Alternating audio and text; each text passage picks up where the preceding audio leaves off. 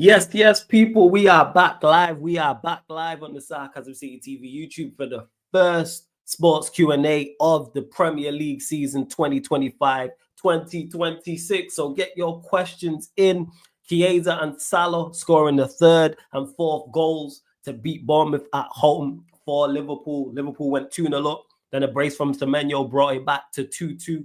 And then CHIESA and Salah, like I mentioned, getting it over the line. So Liverpool kick off the Premier League season with not the best performance, but a very, very important win. And now it's laid down a marker to their title challenges with Manchester City and Arsenal. But people, make sure you run up the likes, though. Make sure you do so before you do anything. When you enter the city of sarcasm, you pay the tax, people, and it's free. All I need you lot to do, hit the like button on the video. That's all. There's over 300 of you lot in here. So let's go to 50 likes. Mods, regulars, get everybody hitting the like button, please. So like check 1212. We need 50 likes expeditiously. I need you lot sharing this out across all the socials. Make sure you follow when you see it there. Follow the new Twitter. Yes, it's flawless on Twitter. Yes, it's flawless on Instagram. At Sarcasm City TV on both those platforms as well. Retweet and like on X/Twitter. Share from the Instagram. And just as important, make sure you hit that subscribe button and hit the notification bell as well. Road to 16,000. And I believe we're over halfway now. So road to 16K. I'm asking for 5 more subscribers. We need to get up to 50 likes. We only just hit 11.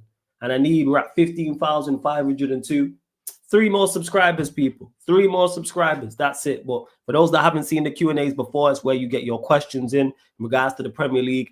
Anything else sporting related. But if you're a member of the channel, I will star your question and I'll get to it. And of course, if you're kind enough to super chat, I'll get to it as well. So there are 2 surefire ways to make sure we get to your question. Is the membership link is in the pinned comment or super chat, people. We got my guy Jez in the cut as well. What are you telling me, Jez? You good? Yeah, but I'm good, man. What are you saying, man? All blessed, fam. All blessed. All good. All good. All good. Big up Beans and Toast.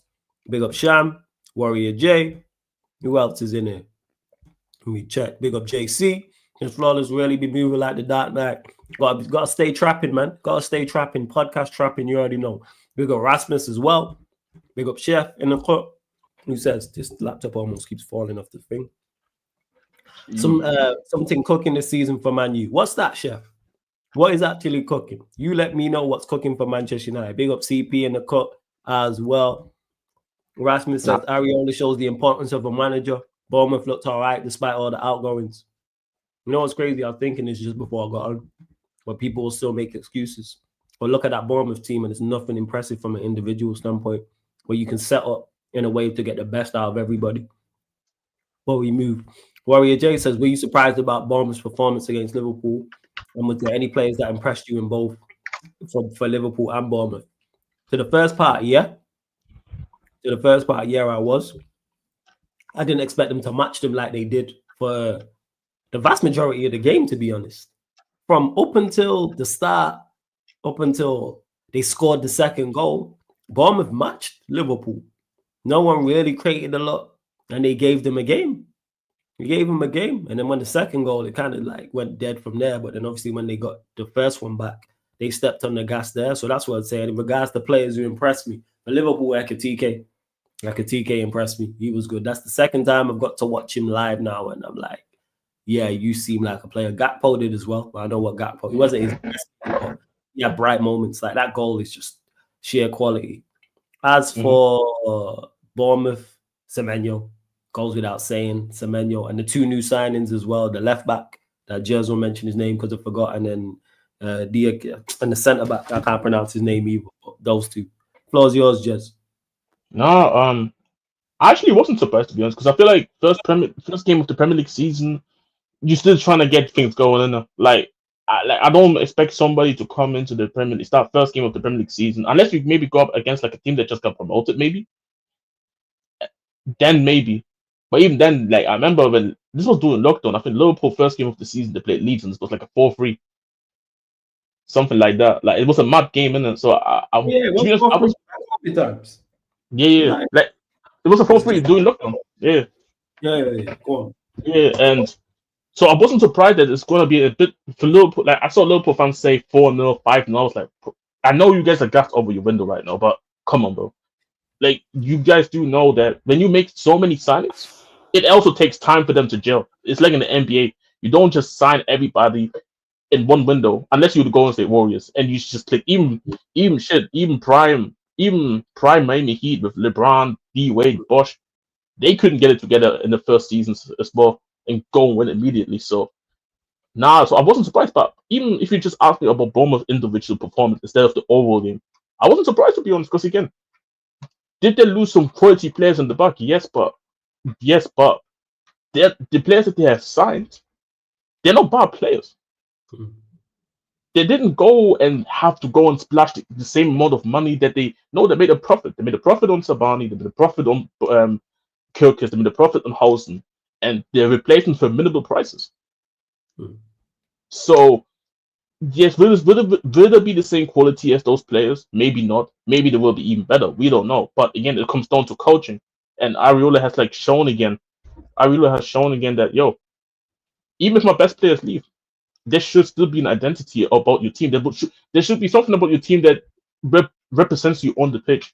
And I think they did it. It's just in the end of the day, we all know that Bournemouth doesn't possess the best quality in the league. So when they couldn't take certain chances away, it comes down to it. And Liverpool in the end, their quality came up top. Salah, Yeah. Salah ghosted most of the game, but you saw that goal. That's quality. Yeah. CHIESA, that was a quality finish, by the way. Yeah. That was a quality finish. So, at the end of the day, if I'm Bournemouth, I'm looking at this performance and say a lot of things to take off and the fact that you played against the best team away, the best team, technically being the best team in the league, Mhm. and the fact that you already got this away game out of your backs now, you're looking forward to the next games, man. And yeah, man, for this season, it's a big season for Semenyo. It's a big season. Justin Kluivert, he's injured, but it will be a big season for him. Evan Nielsen, even I think this is funny enough. I think I saw a tweet talking about how, in your opinion, outside the top 5, top 6, actually the 5 part, it was the top 5. They didn't include us because our front three is so bad at this moment in time. So I don't even play them. So it was the top 5 right now, basically. And then it was everybody else. And I actually tweeted about Bournemouth's front three with Kluivert, Evan Nielsen, and Semenyo. It's a quality front three in my opinion. And Mhm. if they can get it together, I think they should sign a midfielder. Maybe they can go and get another centre back. The money is there, so if they can go and do that, they can be there. It could be maybe a surprise team. They can go and maybe fight for a Conference League spot, maybe for a surprise cup run. Who knows, man? But you're right, Joe. They got enough there. They got enough there in regards to a cup run. 100%. 100%. So yeah, man. So it's kind of how I feel about them. So no, not surprised to be honest at all by Bournemouth's performance. Not at all. No, they do. No, I hear you on that. Big up to JC again. You lot get your questions in, man. Big up JC. Who says who's your money on to win Golden Boot this season? Haaland. I think you're gonna be on the 10. I think City on. I don't know. I think City are gonna go on a match. I think you know what it is. I think it's gonna be a season where City gonna concede goals, but they're gonna score bare goals as well. Yes. Yeah. You can see. Yeah, I can see that happening. Yeah. You would expect Pep to figure the defensive side thing out though, like tactically change something. Maybe they go into the market. Who knows? Yeah, for me, he has to go into the market. I don't think that for him to defensively figure it out, it would mean he would need to commit more players. To him play as high as he wants to, he would have to commit that more players being able to sit a little bit back. But that means you're losing numbers up front, which he doesn't want to. So for me, you can only fix this in the market, in my opinion. Yeah. And again, the ball back there when you lose it as well. I think they've lost that. 100%. And I feel this is where they need Rodri back for that. And Rodri's gonna miss a couple weeks coming into the season. I think the first month, So Rodri comes back, he will help with that. I think Reinders is not. I don't think he's necessarily the greatest ball winner, but he can definitely help with that as well. Next to when you have Rodri next to, but it makes sense super early in the window before even the window opened. They were looking at Edogi.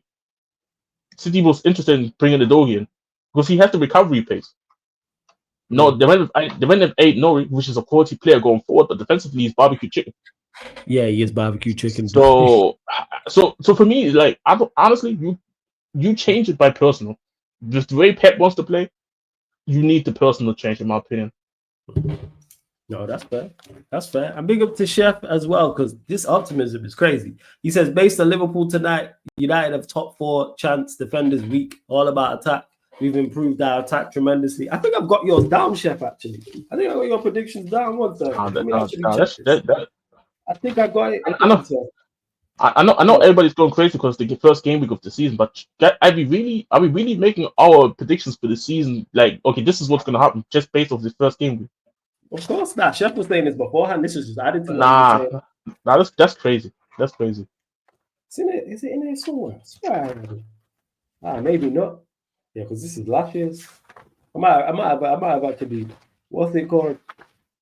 Hey, Chef, write your top 8 in the chat. Let me know, man. You know what I'm saying? Yeah, this crazy because for me, if you have already, it means I've got it. I've just not written it down because I took pictures of everyone's in there.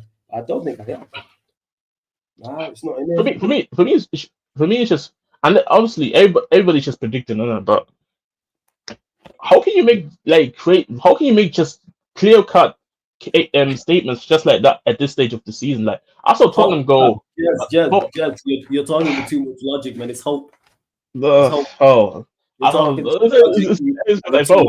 Man. Like I'm telling you. You know what I mean? Because it's like it's 2025. In the last 5 years, including this year, I have seen Tottenham at least 3 seasons go like on an unbeaten run at least twice. Till December, till November-ish time, and then we fell off massively.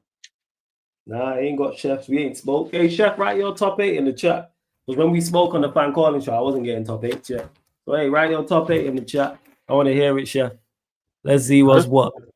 Big up to Canal as well. Says big up the man them thoughts on our slot plays. Ekatike if Isak joins. I rate Ekatike. I think obviously Isak goes without saying is going to be number 1 choice. But I think at times he'll replace him substitute wise. At times they may even play him together if he decides to go and play, let's say, Ekatike out wide on the left. Not sure if he did that at his previous club, but maybe he does that. Maybe I think go on, fam. Go on. I think they should do a front 2 instead of playing Ekatike on the left, to be honest. Yeah, maybe it's that. Or maybe Verts don't play every game and Isak drops into that role and then Ekatike or vice versa. So that's what it is. But Ekatike is in these. I've only watched him obviously a couple of times. He looks like a player. He does look like a. But you know what it is? This is what I was saying in the summer. When everybody asked me about Ekatike, I said his best move this summer if he picks a team is Liverpool.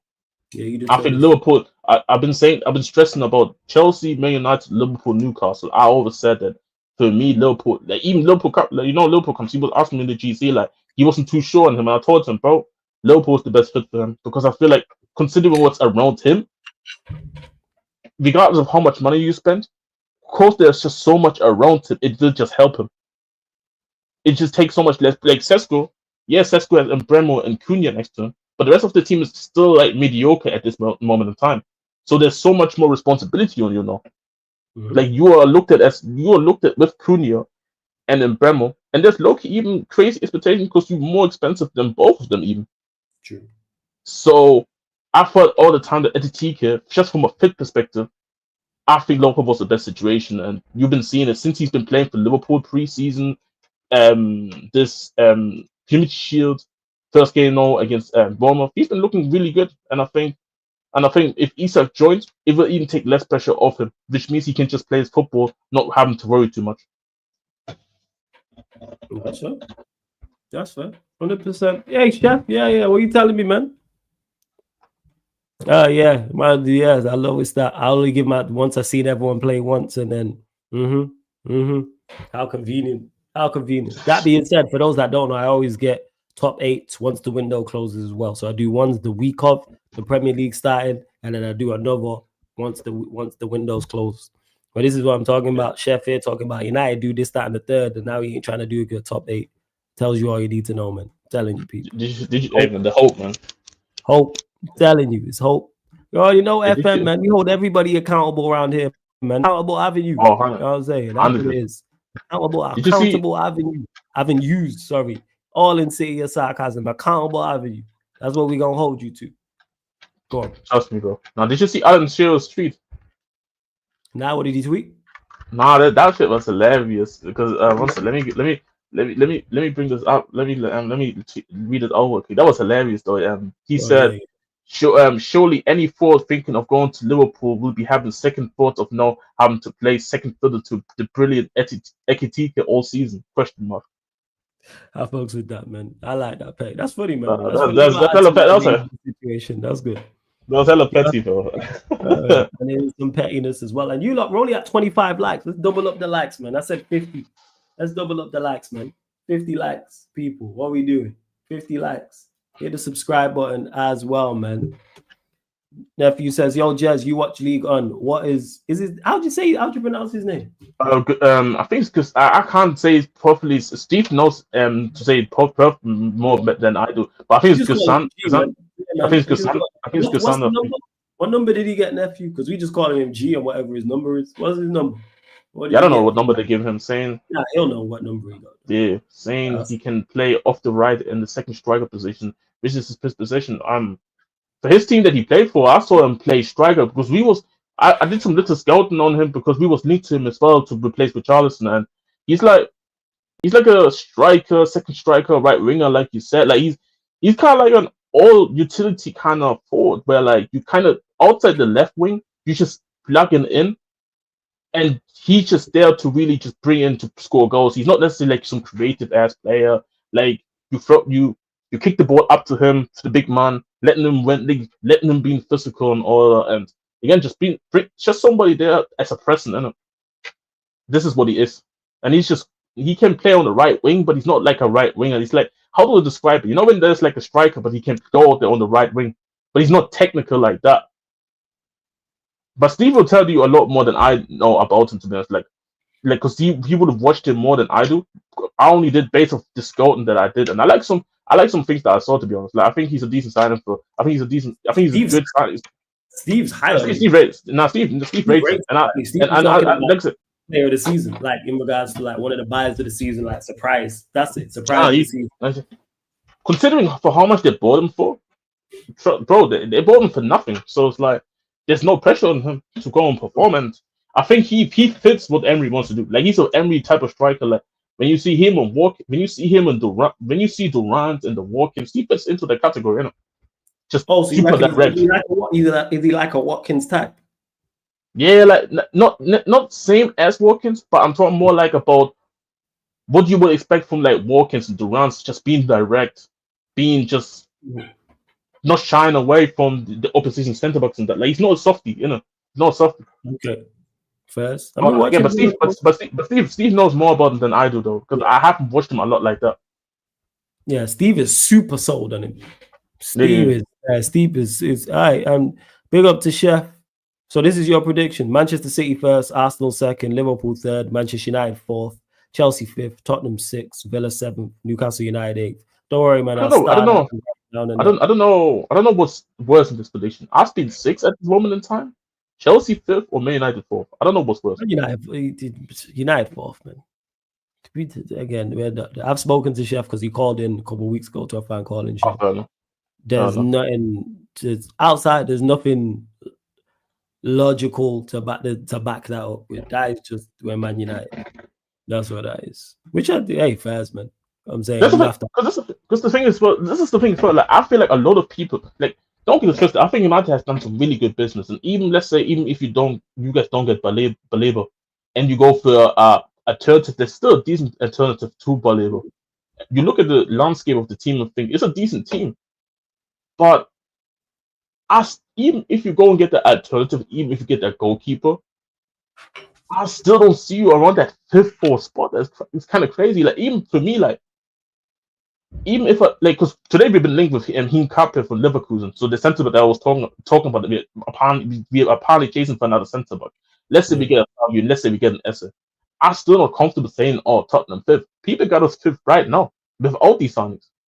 I don't get it. And this is what I'm trying to say. I feel like a lot of people, because they haven't seen a lot of movement from outside the big six, I feel like a lot of people just all of the sudden underestimating all of these teams, like just because they haven't done much. But it's not like Tottenham, just because Man United and Tottenham have made signings, all of the sudden they're not going to be amazing and they're going to be flying in the league and they're going to be 4th, 5th, 6th in the league. Not like we're still going to struggle. We're not going to be perfect. Honestly, I won't be surprised if we, even with the signs that we keyword, I'm still going to be surprised if we're going to be flying through this league, man. And with Man United, it's the same thing. And guys, man, don't get fooled by this 1 game per week nonsense, bro. You guys get fooled by it because Chelsea won the league, but with that, but Chelsea had already had like a spine with a team that already understood how to win, bro. That's a key difference. Yeah, and that's that's it. It's outrageous. To Rasmus, who says, by the way, Maresca mentioned Garnacho by name. Enough talk, just pay up. Why are they dragging the transfer on and on? As much as it pays me to defend Chelsea, is not on them, it's on us. It's a valuation thing. They offering 30 million, take the 30 million. That's why it's being dragged on. We want 50. Take the 30 million and just keep it stepping. Again, I'll repeat this. 30 million for Garnacho is phenomenal business. It is great business because he is an awful player. Therefore, getting 30 million for him is fantastic business. Because if we was buying him, our fan base wouldn't want us to spend 30 million on him. It's we are fleecing them for that. I can't believe they're offering that much. I can't believe they're interested. Yeah, go on, you know what's hilarious, bro? The more people, I only realized it today because I saw like a tweet from somebody who said, who says that they would obviously take the 30. They should just sell him for 30 million, but they do believe they should get more for him, considering how much players are going for more. But considering the circumstances, like we always talked about, it makes sense why Man United should take 30 million. And the replies to that tweet, product. The amount of people that the amount of people in the United fan base who generally believe that now we have to stand on our ground and get 50 million. Oh, the brother is going to stay at Man United this season if that's the case. I don't think honestly, I think he's fine staying 6 months here. He knows he can go and get a loan move somewhere in January. 6 months. Yeah. Footballers don't need 12 months to get into international teams. The Argentina team is not. The Argentina team is good, but it's not that good where the depth is so incredible. And the fact that he's been getting called up prior to that with his performances, so 6 months will be enough. He can chill for 6 months. He can chill for 6 months and say, you know what, I'm chilling. I'm not playing at United. And then United, no, you have to loan me out to a team that wants me, or you have to take less money. So it's like, at this point, it's nobody's fault but United's fault. Like, you can't even blame Garnacho at this point. Garnacho has made it clear. Chelsea has literally made it clear. We want him, but you're not trusting your evaluation. And that's the issue. And what makes it even worse is United fans will say, we have to stand and not, you know what I'm saying, and not sell him for that. So if he doesn't play for 6 months, or let's say we keep him and he don't stay for 6 months, or he stays for 6 months and goes out alone, or he stays for 12 months and doesn't play, all his value is doing is decreasing. So he's not going to play for 12 months, let's say hypothetically. And then all of a sudden, his price is going to go up in the summer of 2026. Please make that make sense. Someone said that to me in the chat. Remember I was debating with someone? Yeah, no, I was there. I remember that one. We can't sell him. We can't sell him now for that fee. Let him rot in the reserves. So I said, okay, so if he rots in the reserve, is his price going up in 2026? Or is his price decreasing? The ironic part is that situation where we know it's high profile and the player wants not playing for a significant amount of time is not going to increase your price. When does that happen anywhere where you sitting out increases your price? What are we? What? And especially at his level of players that we talk about, and even forget about it. Even at Isak's level, if Isak sits out a year, Newcastle's not going to get the same money. Down. If he sits out a whole year, let's say, even though I don't think it will happen because they'll play at Newcastle, but let's say hypothetically Isak, who's one of the best strikers in the league, one of the best strikers in Europe, this thing doesn't get sorted out hypothetically, and he's at Newcastle and he sits out a year. 2026, his price has gone down. He's got a year less. He's got a year less on his deal, and he hasn't played. So let's say Newcastle valued him at 150, which I think they value him at. They probably not getting that. They're getting 100, 110 maybe, depending. Like, what are we doing here? It is. Hey, Solomon, you don't want to agree terms with him? Even 90. Even 90 maybe. Because sitting out a whole year. And everybody knows that, the player, that would mean the coach doesn't fuck with you, the players don't fuck with you, the owners, the staff, the fans, bro, they can't keep you there no more. So you might even have to take like 19 shit. Obviously, it won't happen with Isak. But this is what I'm taking. When we talking about Isak, like you said, one of the best strikers in the league. So for Garnacho, who's not necessarily probably one of the worst starting wingers in the league last season, statistically, when you really want to go through it, even if you want to do all this potential talk and all that, cool. This is what probably Chelsea's going based off and saying that, yo, we send this dude maybe in 2 years' time for more money. Cool. But right now, this benefits nobody. And Garnacho knows probably himself that I'm chilling. I'm chilling. I don't have to. I don't have to. I don't have to. I don't have to. That's what exactly like this. And people praise this ownership, and we do dumb shit like this. The believer thing, dumb shit, just dumb. Like that's what it is. As I point out, like, are you man just really this stupid? Can't be this stupid. Are you like you can't be? There's no way people who are paid what they're paid make such bad decisions. Even the transfers which I praise them for are just idiots. I can't even call it idiots, just idiotic decision making. 50 million for Garnacho. Would you pay 50 million for him from the scenario if he was at Chelsea? No. So why are you trying to sell him for 50 million and take the 30 million in regards to the situation and everything that's going on? Oh Lord, man. That's like it's actually hilarious that this is actually a transfer saga when you believe yo serious. We complicating it. We fleecing them and we trying to stop him. What is yes, Lex? I'll send you the link in a sec. What the here's what it is. To Dan, you just got here late. We spoke about Semenyo's goals right at the start. Bro. Like you can see, like, bro, after it shows you why after we couldn't get Mbemba because Mbemba wanted to join only United. He was our second option. Like, bro, and this will paint me because I know, and regardless, he actually plays good as well, but not to that standard where, like, I know you can play to that standard. Like, I know you can play to the standard. Kudos, you can play to the standards that you played against Nuno Mendes. Naki Williams is there. So when I see these dudes for Ghana not performing like this, it annoys me. And the funny part about it is that I've been a Semenyo fan since he played for Bristol City in the Championship a couple of seasons ago, and they bought him for nothing. They bought him for nothing. But this is why I always say, like, there's so many good players out there, man. But because they're not maybe in the spotlight, like, let's be honest, how many people watch Bristol City unless they support Bristol City? Yeah, it's Bristol City fans watching Bristol City, and then the aliens like you go watch that. But yeah, that's it. Shout out to Bristol City. Yeah, it's Bristol City. Shout out to them. But this is how we missed out on a good player. Like, I was like, yo, fuck it, let's go and buy this guy. And now he's ripping it, and he's been ripping it up with Bournemouth since he joined them.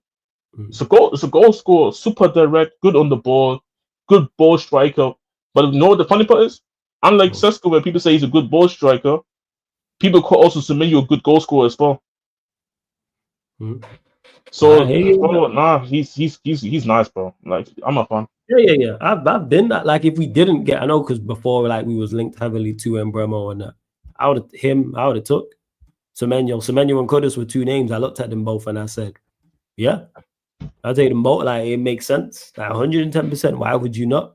And I know he signed a new deal. I think Semenyo signed a new deal at Bournemouth. He signed a new deal, yeah. Hopefully there's a release clause in there. And it probably is, because even with Hoyson, this was the same thing where he signed for them, and it only came down later down the season that was revealed that he had a release clause. So maybe something similar is going to happen again.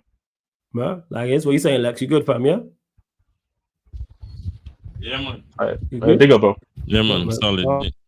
Yeah, man. Blessing. You lot, run up the likes, man. Run up the likes, man. Get up to 50 likes. Yeah, shit. There's just under 300 of you lot in there, man. Run up the likes.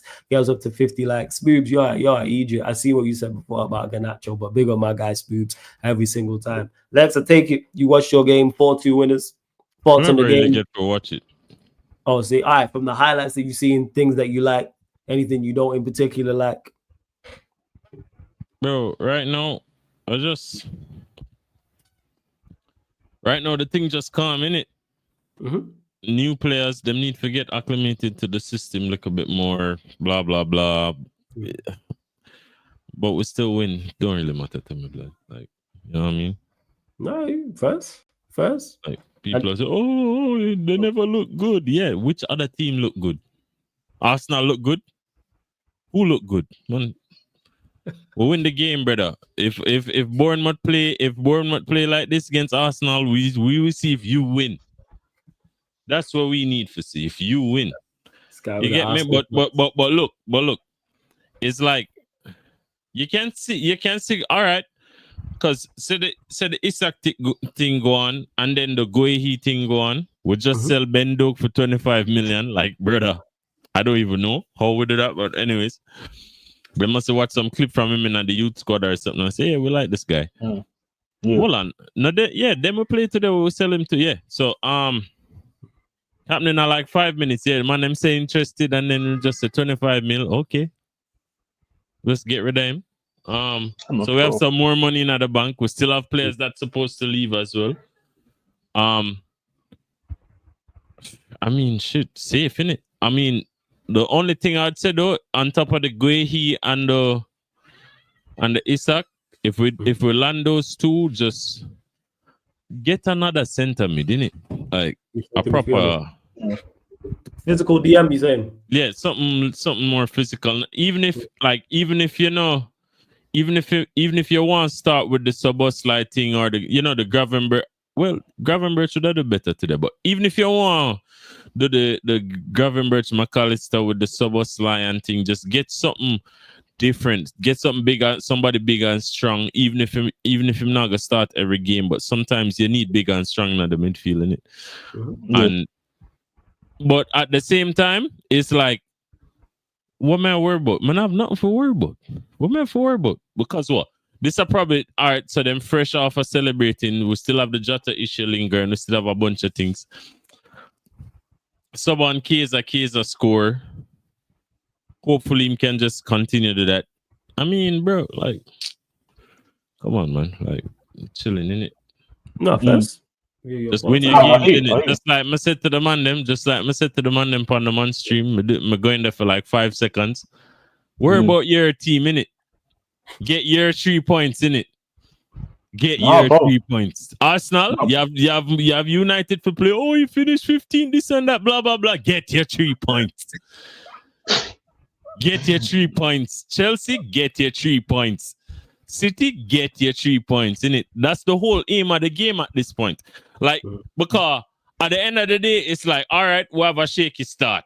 What, you think it's gonna shake it for the whole season? I think that's what some people are worried about. That the problems don't. How much games you see we play like this last year? Who in the league? Yeah, I'm with you. I think you will. I don't think it will be that bad. But that's people because people have mentioned these things before today's game about you like being defensively suspect. I expect you to be better, yes. Once you get up to speed. Let me tell you, but the defensive frailties, the issues that we have right now, because we have a brand new right back and a brand new left back. Yeah, this is what I was saying. This is what I was saying, Lexus, that just like, I know like Liverpool won the league last season, but when you make so many changes, expect some time where it needs some time to go and gel. You're not going to come out there playing pitch perfect football, slapping Bournemouth up 3-4-0. And that's the thing. I think too many people got hyped about your window. And like, oh, we're so good on paper, we should be slapping out these teams. I'm talking about just the Liverpool fans overall. Your window, yeah. Like I'm saying that because you had such a good window, a lot of people were just so hyped for this first Premier League game, so they were expecting a lot more. But I'm saying when you're making so many changes, it takes some time to gel. And not just that. Yeah, make a lot of outer league changes. Yeah, that's you 100%. 100%. So the main thing, man, them fair look upon is that we win the game 4-2. Because if we draw or lose that game, they must say, oh, Bournemouth look better, this and that. Who cares? Who cares? May I watch Manchester United from my little boy? May I watch all of them teams there from a younger group? How much games Manchester United play like absolute shit and deserve to lose? No. Yeah, no. Can't break down the low line, this and that, them tack on 15 minutes extra time, Chicharito goal. Come on, man. Like, you know what I mean? Love it, man. Like, relax, man. Just relax. The big fish will fry in it. Don't worry yourself, man. And then what? If we have the Guehi and then the Isak, like, gonna forget, people are praised the window. It's not done. It's not finished, mate. It's not finished. Nah, first. And we might just, you see, who knows? But man, can't predict my team, but who knows, innit? Man, them probably say, yo, we want by Billy, but who knows? A nice little 100 mil, brother. Who knows? Never go United. Hey, you never know. True. We'll see. We will find out. Hey, brother. Hey, yo, your man, them a joke, don't it? Who? Them a say, them a give what? What that? 70 plus 10 for Belieber, and them refuse it. Well, we didn't put in the bid, but we just what was that? But I think we see in the car like the what them want, where United would have bid. Yeah, I understand the first bid. I get like if it's 70 plus 10, 80 plus 10, I hear the first bid. My issue is one, the timing of this, because I don't know why this is going on the 15th of August, 2025. Nothing wrong with that, Flawless. No, be prepared. Then just get the credit card. You know, pay attention. They've had the credit card. The 3 million one? The 300 million one? They've had the credit card. Them not just get it the other day. This has been there. How you think we was in for even as early, like even before, between Konyo and Bremo, we was in for the last people forget. And so them now want max it out. They want to keep them credit line. Credit line safe.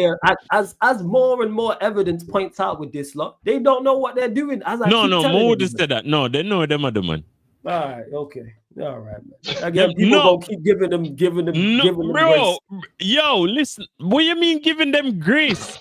Them not deserve no grace? No, brother. No, you don't know. You work with the ops. No, you don't deserve no grace. Absolutely not. No. But flawless. I understand your vendetta against the man. Like you wouldn't give grace to someone who worked with your main up. No grace. It depends, bro. There's no depending. Someone who works with your arch enemy. It depends. No, it depends. Yo, if the man if it's a case where him say, yo, we're gonna infiltrate from the inside and my brethren go undercover. Yeah, if the man go under, but if him go undercover, Fast and Furious, this is Fast and Furious. Yo, but if him go flawless. Don't be a joke man. Don't be a joke man. Yeah, don't be a joke man like this, bro. At least you can say the man them signings. You can say yo them a try. I said this. The one thing I give them credit for is you can't knock them for Belieber blood. No. I'm not knocking them for. Yo, flawless. The reason the man them can't just splash 100 mil on Belieber is because the ups, as you would say, and Tenag and them man spend up all of the money on a bunch of fuck blood. My issue isn't one to two things. One, I give them credit for the signings. Yeah, I think it's overlooked. I but have even no just issue the with thought. All right, watch out. Go. Then could I do the what name? The Louis brother. Oh, that Douglas Louis. Yeah, Douglas Louis. Him could have do a Douglas Louis thing, and every man would have fine with that. No, Belieber ball. Yeah, Belieber's cold. I don't dispute the my issue isn't trying to sign Belieber. That's not my issue. Like Belieber's quality. Yeah, but you can't say the man them a dickhead when them a try them best enough to be dickhead. Because I don't think they are trying their best. If this is your best isn't good enough. You go to Brighton. What? You approach. Let me land. You approach Brighton. You approach Belieber's camp. You know it's going to cost a lot of money. Bear in mind, we haven't made a bid. All we've been told. But them a try to start some fuckery. Like you knew the price was going to be high. But this is what Brighton do. This is what Brighton do. No. Them know what Brighton do. But the reason we hear say Belieber want to join United, them say, yo, what United in Moanja is because them go to Belieber and say, yo, Bridget, you want forward? Belieber say, yes. Of course. So now the onus is from Belieber for run a little Isaac play. But you know what it is, bro. But you know what it is here. But you know what it is. But Lex, you gotta understand, But Isaac play, blood. But Lex, listen though, bro. Yo, 70 plus 10. Listen, 70 plus 10 are the perfect price of Belieber, dog. No. That's a real good money for Belieber, dog. No. Even though you right, we speaking about Brighton here. Even if Belieber wants to do that, hold on. If Brighton, you never hear try to cheat at 10 out of 10. Let him land and I Nah, respond to you. nah, Let Jerry bro. land and I got you. I got you. Let him land. I'm saying it. Even though you're right, bro. 70 plus 10. That's a fair price for Belieber, bro. And What if do you you say mean? if Belieber should do the CHIESA thing, he could do that. But guess what Brighton's gonna tell him, bro? They're gonna tell his black ass to come back to training, bro. This is what they're gonna do, bro. This is me ain't speaking about no team that's just gonna go. No, Brighton is still gonna go and take less money, bro. And I'm tired of this. But In it's not regards done. to this deal didn't happen because Belieber didn't do it. It's How not done. about we It's do not our, done. how about we do our job? It's not done. Man, flawless. It's not done. Man. It's done, man. You don't And know we'll be that. here the 1st of September. I'm telling you now, 1st of September, he'll be a Brighton player. And me and you will be sat on whatever show. But it is, I'm sure you said something like this about Mboimo because them did say the Mboimo deal. No, I didn't. And Bramo, I was confident about signing the entire time. I said we were stalling that stupidly. As we seen, we had the money of 5 million. 5 million it was. That's slowed down the Bramo. Yeah, bro, but you have It's pay the money. But in regards to the Brighton issue, the Belieber's quality. Yes. I have no issue with Manchester United trying to sign Belieber. That is not the problem. That would be silly. Belieber's a quality midfielder. My issue is the approach of it. You know he's going to cost a lot. If you thought you were going to go get him, they're saying the price is too high. Let's say it was 120, for example. We'll just throw that out there. Why go in? You know it's going to cost that.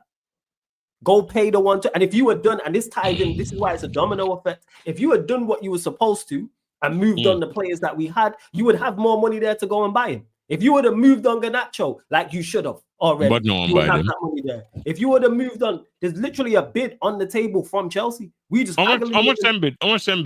Yo, they offering 30 million. We want 50. Why? Because I don't know. Same with Anthony, could have done moved him on. Same with Sancho, could have done moved him on. Same with Rashford, even though Roman just bid 20 million for Sancho. Yes, now. But we could have accelerated that along. We've been slow on that because the whole Sancho thing of all the interest was money. I keep saying this, we got 5 million from Chelsea for Jadon Sancho. Pay him off and he's gone. Again, slow. Again, it's us waiting. Like this says here, the deal didn't happen because Belieber didn't do it. How about we do our job? Because if we go slap 120 million on the table, they're taking it. How about you put in a bid of 70 and 120, no 100 flat. Or 100 flat, whatever the case may be. I'm just talking about it. I believe if we offer a 70 just plus offer 10, the 90 plus 10. Yes, and then offer 90 plus 10. And then offer, but no, we've just walked away. That's my issue. Right. I don't think we're gonna walk away, man. All right, cool. Like I say, 1st of September, we're gonna be here and you're gonna be but watch it. All right. Yeah. The 70 plus 10 might work for Wharton, you know, because Wharton they say I eat to them one. Cool. So they say Wharton ain't Belieber. Huh? I said Wharton ain't Belieber to me. But Wharton good. No, he's a good player. He's a good player, but let's be honest, Belieber's better though. Is he 80 million good? I don't know if he's 80 million. Belieber serious. Belieber in the Conte Caicedo Belieber is serious. And spend the money. Bro, I'm telling you, bro. Belieber goes into that Man United. Even if we would have sold Bruno like we should have, we won't be in this situation. All right, you know what? Flawless put it on your side. No, I'm fucking that, bro. Alright, now boys have to take a walk, bro. Oh, fucking dead, yo. Yeah, man, them should have sell him. No, definitely should have sold him, bro. 100%. They could have had Belieber and Wharton. Them should have sell him, man. You see how the domino effect of bad decisions affects you during a window. Literally, multiple things will come down. You sell him for 100, yo, you can go get Belieber there and then, right there and then. Bro, you can go and get Belieber and Wharton if you want to. Yeah, you can get the two of them. You can get them both together, bro. Like, if they got their money with them. No, I did say that somewhere. Say, yo, them should have sell him and get two. Now, this is what they've been saying the whole time, that you sell Bruno for 100 million and then you get two midfielders. This was the whole conversation. Nah, that's great. That's crazy, bro. That's good. That shit is crazy. We're just in the era where the Brunos get valued too much, man. Nah, trust me. But even then though, come on, but like even like at 31, 100 mil, unless you like Virgil, unless you like Virgil, bro, or like Salah. Oh, you just gotta go and take that money, bro. Like if somebody would have offered me 100 for Son, I would have taken that. 100%. Yo, that was the craziest part about that is outside. I said this about the United team outside of Euro, who might be worth that in the future. There's no player I'm not selling for 100+ million. Even players I like, obviously, this is excluding the new signings. You know what I'm saying? Like, again, and this is where it ties into why I want bad decisions. Yo, hear me say, you know what I'm gonna find funny even right now? Go on. You see, without Ekitike start the season, yo, if Isak forward, they have to go figure out something, you know, because the two of them have to play. You need to figure out something because the two of them have to play. Yeah. You know what I mean? So, I'm telling you, bro. Like, believe it would have been Black Jesus in that midfield, bro. I'm telling brother. Bro. Black Jesus. That's where my issue lies in regards to it. Is like, you know that it's going to be big money, and also wait until the 15th of August to do it. Do it the 15th of July, and if this happens, I'll go, all right, cool. We literally playing Arsenal tomorrow, the 17th. Tomorrow not play Arsenal though. Tomorrow. Over here in the UK. Now. Over here, it's Saturday now. So tomorrow, technically, we play Arsenal tomorrow. It's the 16th. Now, on Sunday you play them. Yeah, Sunday. Yeah, Sunday. Saturday over here now. You know what? Fuck all over you, Sam. You need to look. Hey, the time zone hype. Yeah, bro. I don't think, but the point is, I'm making. Sunday for me too. All right, cool. Sunday for you. Yeah, you have ample time to get what you need to get to be prepared for the season. If you're a little bit short too, cool. But people will mention Liverpool and him doing the ESA. You know why Liverpool get grace? Because they just won the Premier League. That's why they get a little bit of, hey, you know what? You lot are probably gonna figure this out. Because we just won the league and wasn't expected to. And we've actually had a good window. And even that, we had do like some madness in it. Business. Yes, and I never say a strike like this.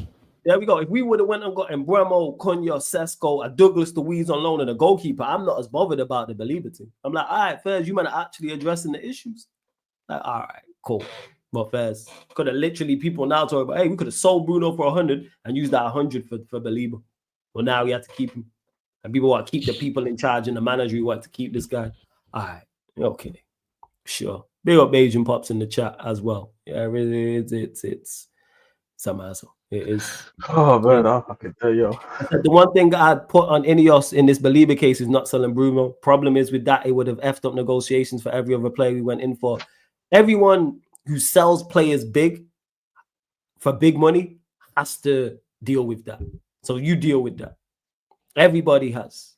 When United have sold players for big money, when Liverpool have sold big players for big money, it happens. Like, people know that. Like, if they add an extra 10 to 20 million on for Belieber, if you sell Bruno, so be it. It's part of negotiating. Same way if Newcastle get this money for Isak, they're gonna have a tough time negotiating. But guess what? Go and find the player that is required, and you don't have to cost 100+ million. Look, Jez mentioned it. We're talking about Bournemouth. They've replaced their players. We don't even know the fees of these guys. And they just slotted right into the team. Like, the centre-back looked like he'd been playing there the whole time. He looked like he'd been, if I didn't know any better, if he were a different color, I would have thought that was Zabani. What was the difference today? What was the difference today? I seen the fullback, what's his name? Truffard getting into the high line and getting up and down the pitch like he was Kirkus. Like, overlapping. Because systems, like, you can go and find the locate players. But, yeah. We move, people. We move. Well, large up everyone tapped in. Big up to Rodders as well, says Late Night Friday. You already know, man. Big up every single time. Everyone, no matter where you are in the world, salute to you, man, each and every time as well. And let's get actually, Lex, I want to get your thoughts on this. So I said this today on the Premier League title. You keep digging, and you have to be digging because one day the gold is going to be there. For 3 seasons, we've had more points than any other team in this league, which is incredible. That's all about the consistency. Yo, watch this. Remember me to tell you, me to think about this today. Remember me to give a list of all of the dickhead managers them in the league. Yes, Arteta, Amorim, and them on this. So Arteta, Amorim play tomorrow, yeah?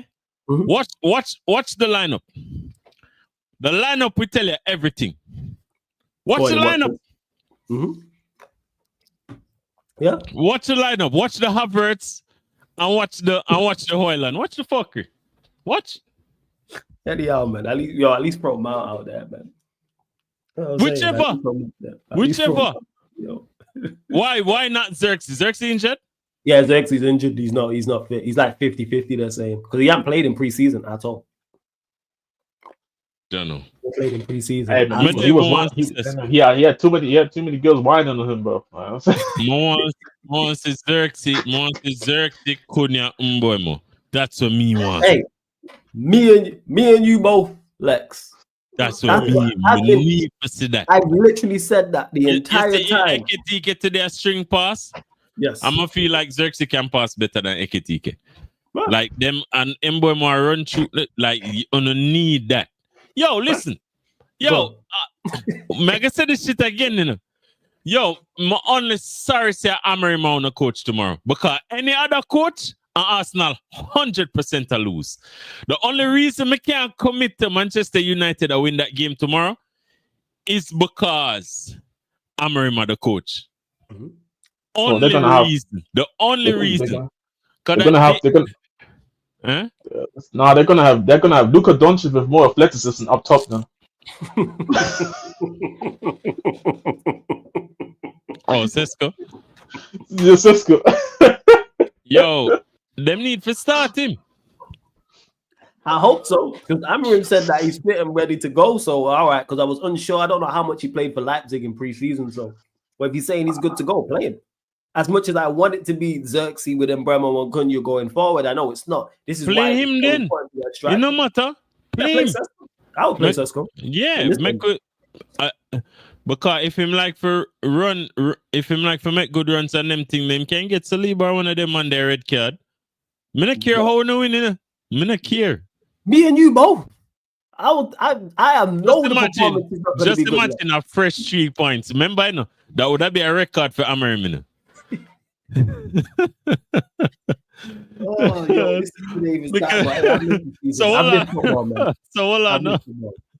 So this fucker can get 3 points and then go the rest of the month and not get no more.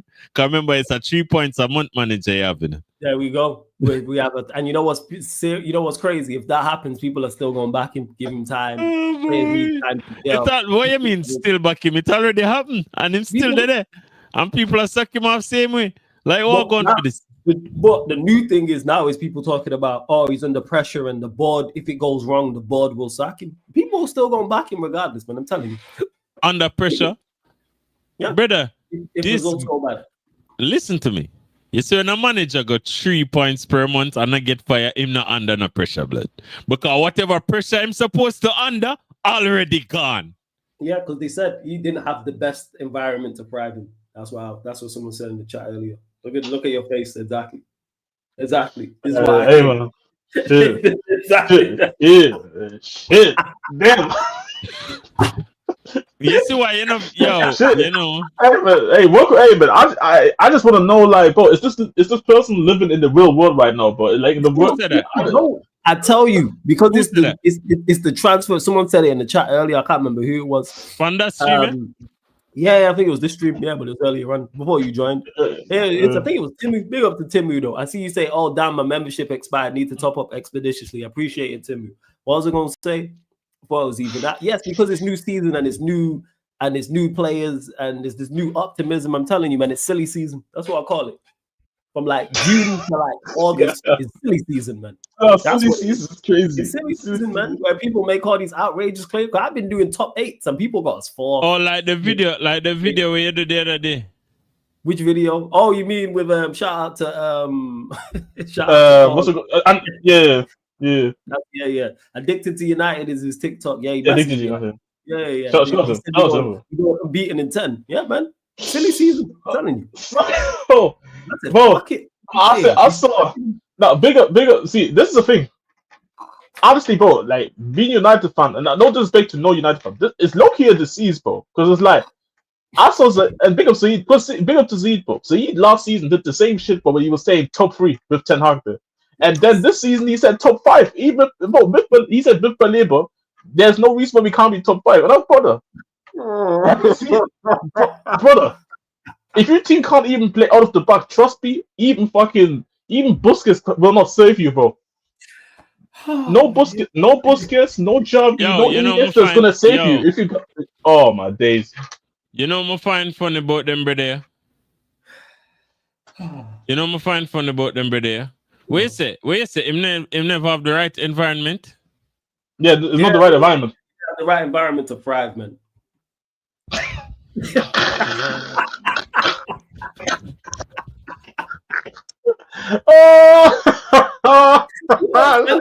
I've been doing this too long. Where I've been through enough pre-seasons now. Where look, hold on, look. This is the best one I heard though. This is the best one I heard. I'm sorry. Sorry, this is the best one. For all of the dickheads that harbor this thought, yeah? It is his fucking job to create the blood clot environment. It is his job to create the blood clot blood.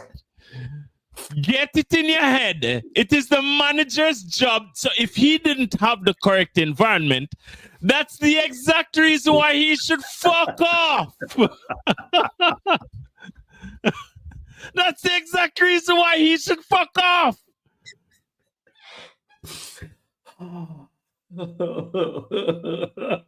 Yo, the only reason I feel like them a give him grace is because him did have Rasmus Højlund and Garnacho.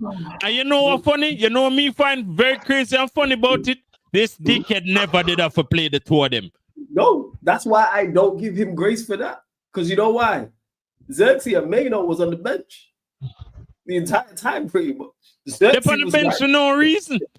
Xerxes play. Højlund injured. Xerxes play well. Xerxes pass. Xerxes score. Xerxes nutmeg Saliba in the midfield. What does dickhead do when Højlund come back? Start Højlund. No, bro, this is like. Hold on. Who started the final? Who started the Europa League final? Who started the Rasmus? Even Ten Hag didn't know if not start him in our final. Even Ten Hag didn't know that. If you dumber than Ten Hag, why are you still in a job? Oh, brother. Because Xerxes get sub on the game then. So it means that even if him did a comeback from an injury, that's why you have to give Arteta a little bit of respect. Because you see, as soon as Saka hamstring slap back on the bone and look like it's almost all right, Saka there on the field. And you know what's crazy to Tim? Xerxes was injured before the final and he wasn't fully fit and still performed better than Højlund when he got on. Man, come on for what? 10 minutes, bro. Start him. Oh. And then if him pull up injured, play somebody else. Don't put on Rasmus. Why would you play Rasmus? Why? Bear in mind, bro, he chose to not register Shido, bro. So the second round. The funny part is United had space. It wasn't even a thing where like you couldn't get registered. Oh shit! Yeah, it's a United fan. This is when we beat Liverpool. It's a United fan, brother. Yo, listen, he's new. But go on, flows yours. I was gonna block him, but go on, flows yours. No, I'm alright, man. No, listen. Cool. Listen. Everybody, welcome. Well, not necessarily to Sarcasm City TV, but. Listen, Jason, I have one channel named Lex Timate. You can go sub. And over there so we can talk. Channel people. Yeah, hey, what do you got? Put Lex's channel in the comments. Please. Would they like Liverpool or you don't like Liverpool or whatever, it don't matter. I don't give a shit. Yeah? Because just like this, the people I'm upset. So, all right. Them did have the racist thing. Oh yeah. Someone mentioned that about before. No, we don't know. But hold on. Listen. Go on. Listen. Jason can call me a dickhead because I am a dickhead. But Jason cannot get upset if I call Jason a dickhead because Jason is also a dickhead. Thanks, yo. Anyways, So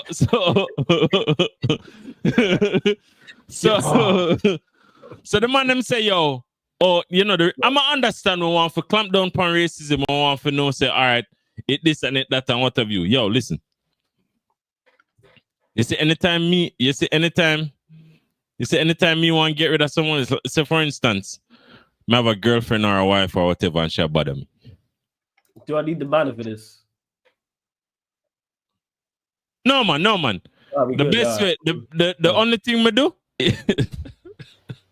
you know, you never yet asked that, you just put it up. Yeah, you know what? I was giving you some grace. That's why, man. I was giving you some grace. That's why I thought, all right. So, yo, this sounds like it can be kind of positive. So I was like, yeah, run it. Yo, but this other thing is like, it's like, how am I get rid of her? Just ignore her. She'll go away. Cause it have no effect. She realized that it now work. Whatever she had, it now work, so she just dip.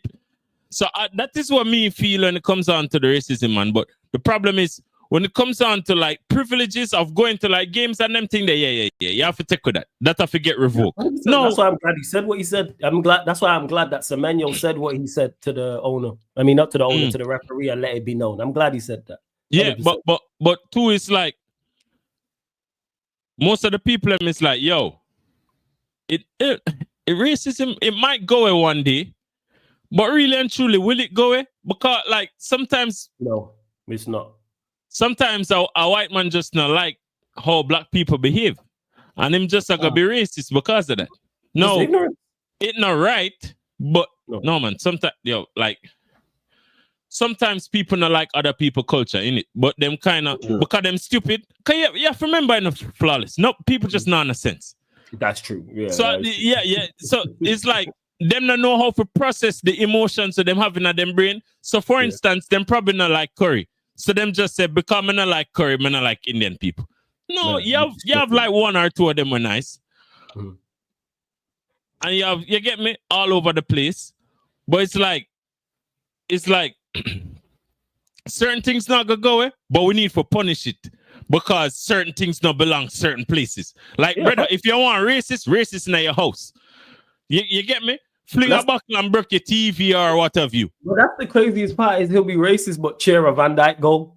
Cheer got goal. No, but this is what I try to tell you. Like, the man them not actually inherently racist, but because you're black and I play against my team right now, then me know what I get to you. So me gonna say that because I'm not know nothing about Semenyo. So all right, what the best thing? I have to remember flawless. Him probably not have the best. Him not have the best vocabulary. Him not have the best range of vocabulary. And him white, him in a wheelchair. Him probably extra, the R word.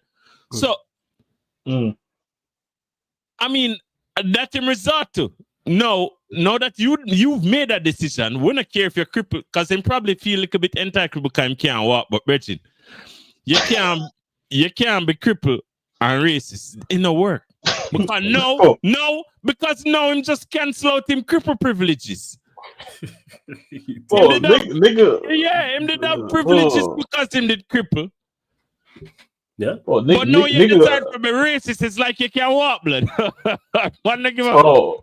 Bro, he got like obviously no offense to people that are in wheelchairs and that, but bro, he got wheeled out. You know how embarrassing it is. No, but brother, them should have tell him to get up and walk since he want to be racist. I'm not saying, but it's like yo, like you say, bro, a good punishment that since you want to disrespect a man because him black, how about you walk? Yeah, there's be some shit like that. How about your walk, blood? Because if you can't walk, you're really not supposed to talk.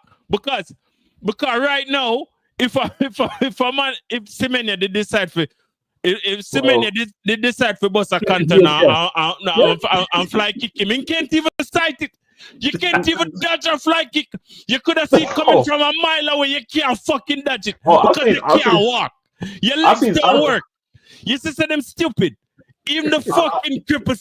Yo, Yeah, you know you what right. them say? You know what You them right. say when you lose? When you lose the I've seen- ability on your body, it got Yeah. elsewhere. Female cancel out.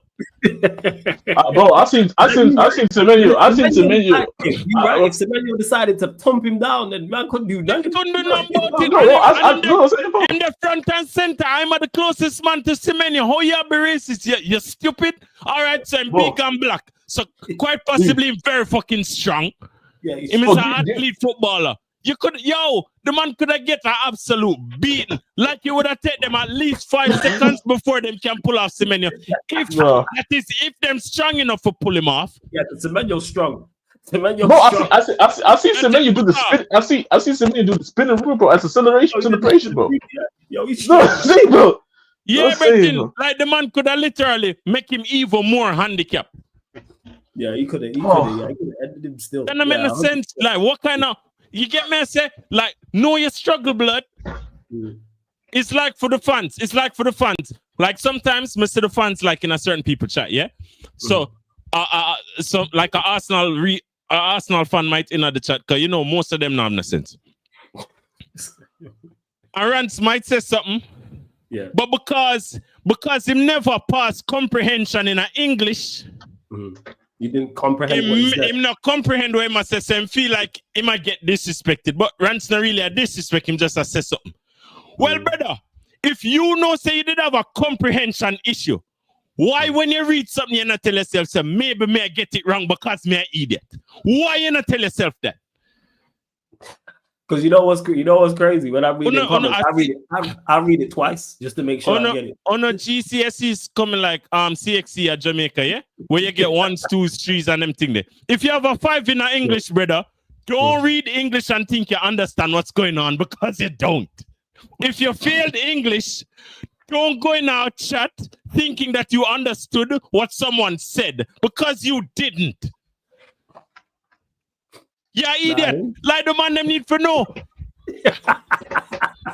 and guess what? You know you're idiot because you know all right, you fail maths. Say you fail maths. You not apply for your mathematics job because you know you're not gonna get it.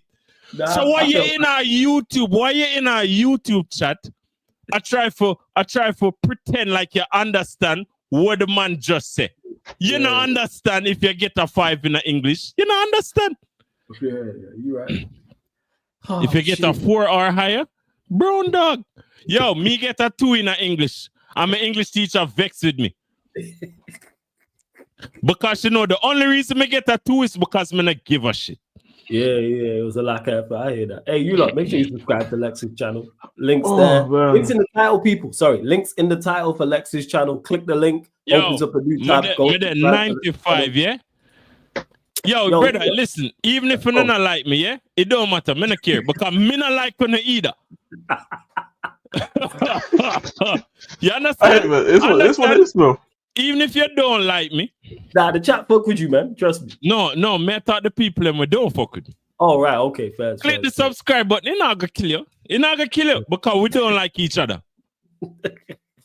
You lot, and for those that do, which are many people here in the city of sarcasm, subscribe to Lex's channel. The links in the title, people. The link is you see it on the screen right there, and the link's also in the title. I'm going to add it to the featured channel page. I'll add it underneath in the description as well, people. I do all of that tonight, but yeah, make sure you do so. You lot continue to get your questions in as well. If you're a member of the channel, your question takes priority like a super chat, of course. If you're reach the 100, Oh, let's go, man. You lot big up on yourself. Roll to 150. You look, keep that rolling, people. Keep subscribing as well. Now Alex is active over there. Subscribe, people. Big up to Hassan, who says, Flawless, I know you respect Mo Salah, but what do you think about him scoring again season 9? Inevitable. When it went 2-2 on the watch along, I called it. I thought he'd get the 3rd, not the 4th. But that's just Salah. Salah can be having a great game, he gonna score. Shocking game, he gonna score.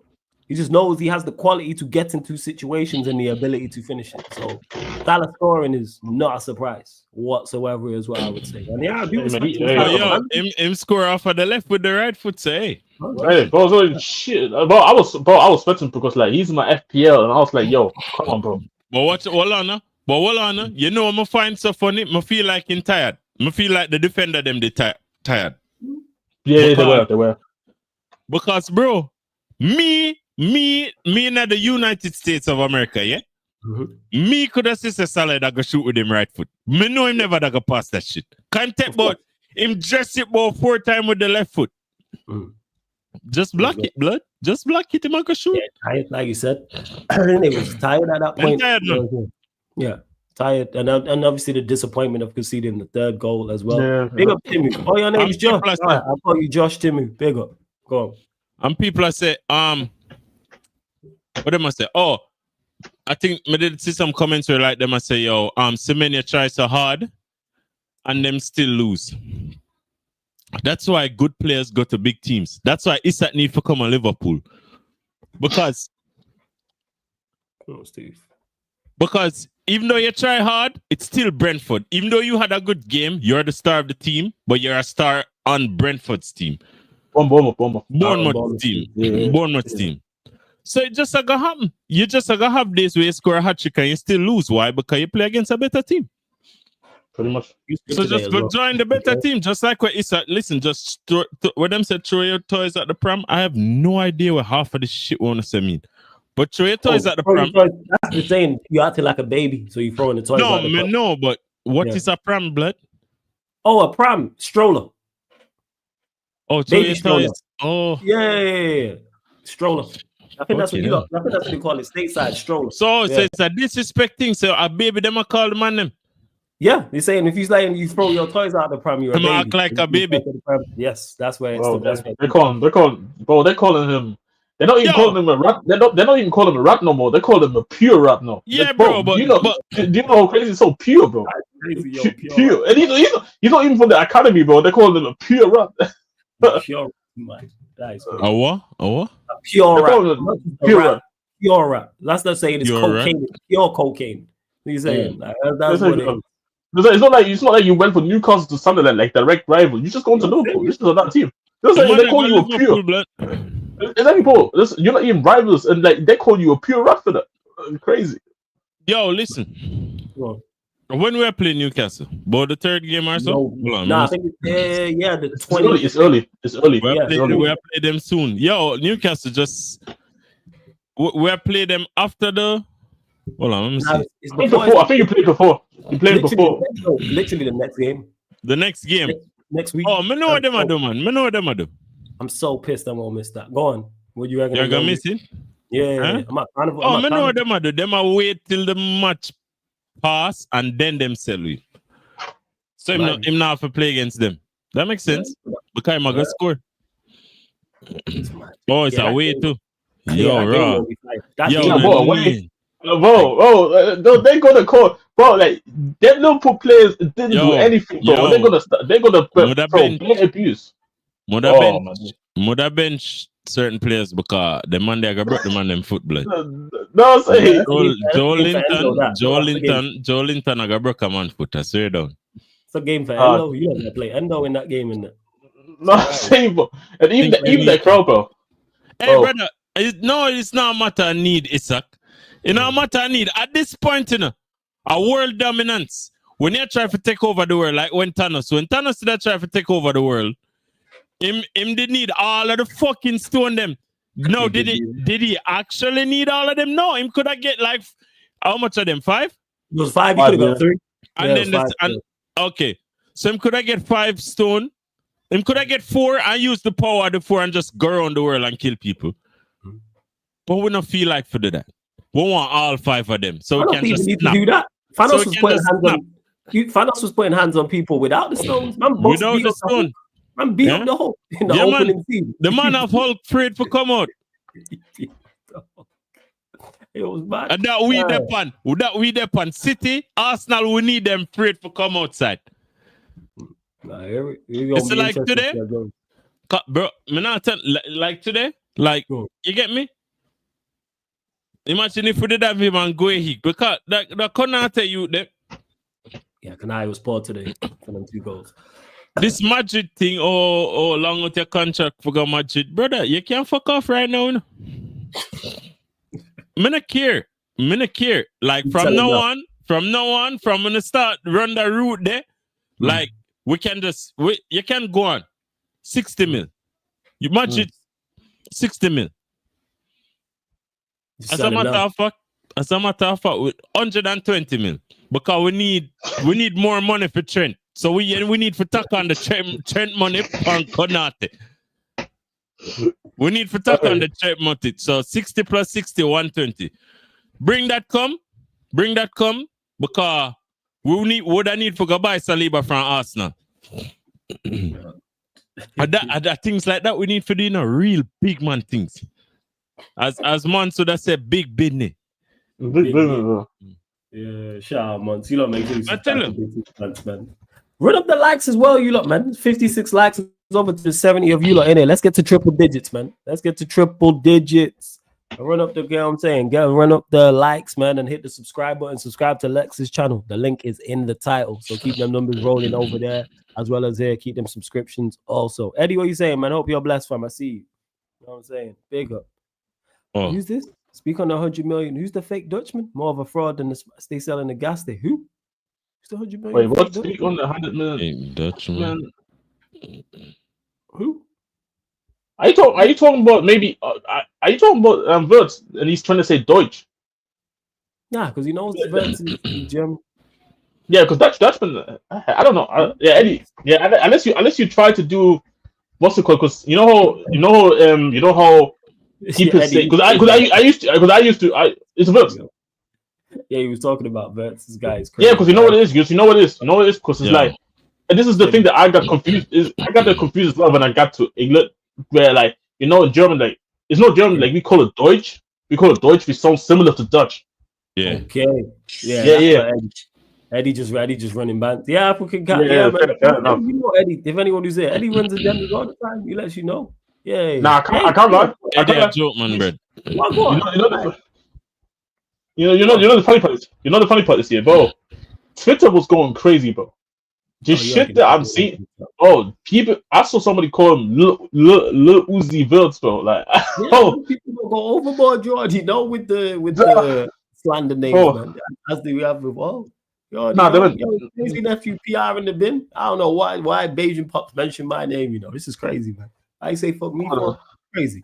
It's mad PR in the bin. It's mad. It really is. But yeah, you lot keep these likes running up, man. We're only at 59, triple digits. There's over 270 of you lot in the building. Continue to get your questions in as well. Doesn't have to be about the Liverpool Bournemouth game. It may be something else, people. Feel free. I'm saying, see, you don't see it there. Always speak to a real one. It's Premier League time. It's troll mode to the end. You already know what Eddie gonna be on. Shouts to Eddie every single time. You'll catch him over the weekend, people. Don't worry about that. Let's see what else. Well, yeah, Wirtz did struggle today, 100%. Well, he'll do all right. Yo, I just think that it's just an adjustment for me. It's like for players like him, it's all about like an adjustment period, and I think he will be fine. I think he'll be fine. Like, and this the thing is like people will maybe say that he came from the Bundesliga, but Eddie literally came from the same league in a worse team. So it's like you can't even say like he came from the league that he came from. No, them qualities different still. It's 100%. And this is what I'm saying. It's like you just need some adjustment period. Like players like him just need some time. But I think he will be fine though. He will be fine. Yeah, absolutely. I say it's gonna be interesting to see him against Newcastle next week. That's gonna be a good game. If Jolinton is man marking him all game long, bro, that's gonna be a good game. That 100%. That's gonna be a very, very good game. Without doubt. Let's see. What else you lot saying? Man said, Germany acknowledges chance of the River they can't start. You're an idiot, Eddie. Big up every single time, man. Every single time. But yeah, I think that's pretty much what I'm just having a look. Let me have a look at the weekend's games and see. Bro, I'm not worried about Florian Wirtz, brother. Like the man just probably gonna take a little bit more time to get used to walk on. You get me? Him not brute force like Eketike.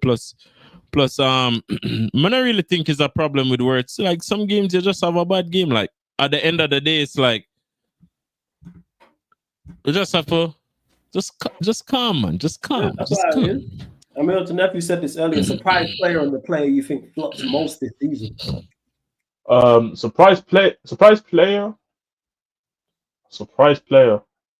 said this before. To me, Cunha. It's really going under the radar. I think how good of a signing that was because it was so early. Brother, I feel like everybody underestimate tremendously your whole window. It's like Bridget on a realize like even the Arsenal fans. That's why I not understand with them. Like you couldn't beat the man them at Old Trafford when them did a start Garnacho and Hoyland. Yeah? But it's because they got Amran as the manager. That's why nobody rates it though. You understand what I mean? No, but it don't matter. Because I rate it. Amarim was the manager before, sir. Yeah, he was. Yeah, he was the manager in that. No, this is what I'm saying though. It's like the reason why I feel a lot of people just don't rate it is because they still see Amran as the manager. Like I feel if this was a different manager, but Arteta Arsenal manager, what we do? That's why we don't care about that. That's why we don't care about the signings. Yeah, the front three was Xerxes, Ericsson, and Garnacho. That was the front three. Hoyland gone. Yeah, he put Hoyland. My surprise player. I was literally just thinking about. I think my surprise player is actually going to be Safas. The man underrate the window like Cunha isn't a baller. Cunha is a baller. Like for instance, I listen